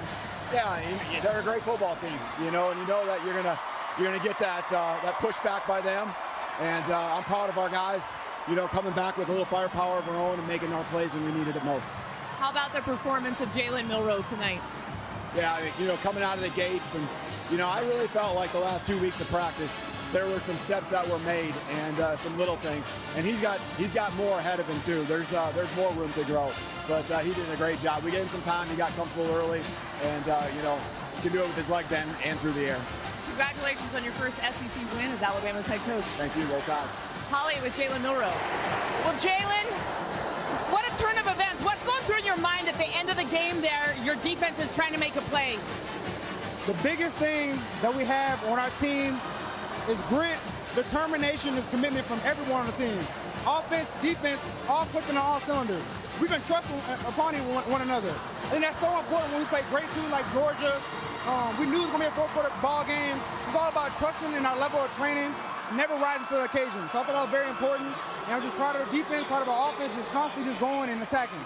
You started this game and put a lot of points on the boards by being quick and using your legs. You finished the game by having great accuracy. Tell me how you balance both. And then the biggest thing is having eye discipline.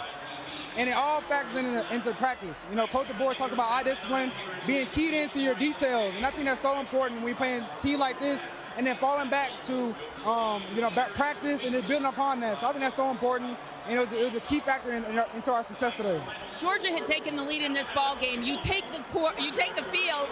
Tell me what you saw on that play with Ryan Williams. It's all about matchup. You know, find your one-on-one, find your matchups. And those plays is something we call patch snatch at practice. You know, this is something we repetition. You know, it's so important. It's all about trust, and I trusted Ryan Williams, and I gave him a play on the ball. It's early to play a team like Georgia, but how does this win give your team momentum moving forward? I think it's so important. You know, every game that we have, we want to keep building. You know, not one game can be our best game. We just got to keep climbing, keep getting better. I think that's so important for our team. You are electric tonight. Thank you so much. Thank you. Roll Tide! What a difference from a year ago this time. 491 total yards, Kirk, and for the 4th consecutive game to start this season, multiple rushing and passing touchdowns. 4 for 4. It's incredible. Yeah, and in that first half, just could not be stopped. I mean, it was just a tale of two halves. What maturity, by the way, there in that interview. Just nothing. Those of us who know him, you wouldn't expect anything else. I think both these teams grew up tonight, and will be exciting to see where they go from here. Wow. Here's how Chris Stewart called the game-clinching interception by Xavier Brown. This is month number 1 of the season. Beck looking, firing towards the end zone. That is intercepted. It's picked off. It's picked off. Intercepted. Alabama gets the pick. The interception is made by Brown. Alabama getting Xavier Brown with the interception, and the Crimson Tide takes it away with 43 seconds remaining. You know, there wasn't a person watching this game or listening on the radio that was breathing in that last play. Everybody holding their breath as that football was launched to the end zone. There have been so many tough battles between receivers and DBs, and Georgia had won a lot of them in the second half. And Xavier Brown goes up and makes the pick. I thought we acknowledged it and talked about it a couple plays before, and it happened he's a freshman. A few times it happened where receiver got behind him. He never was able to really turn because he was playing catch up.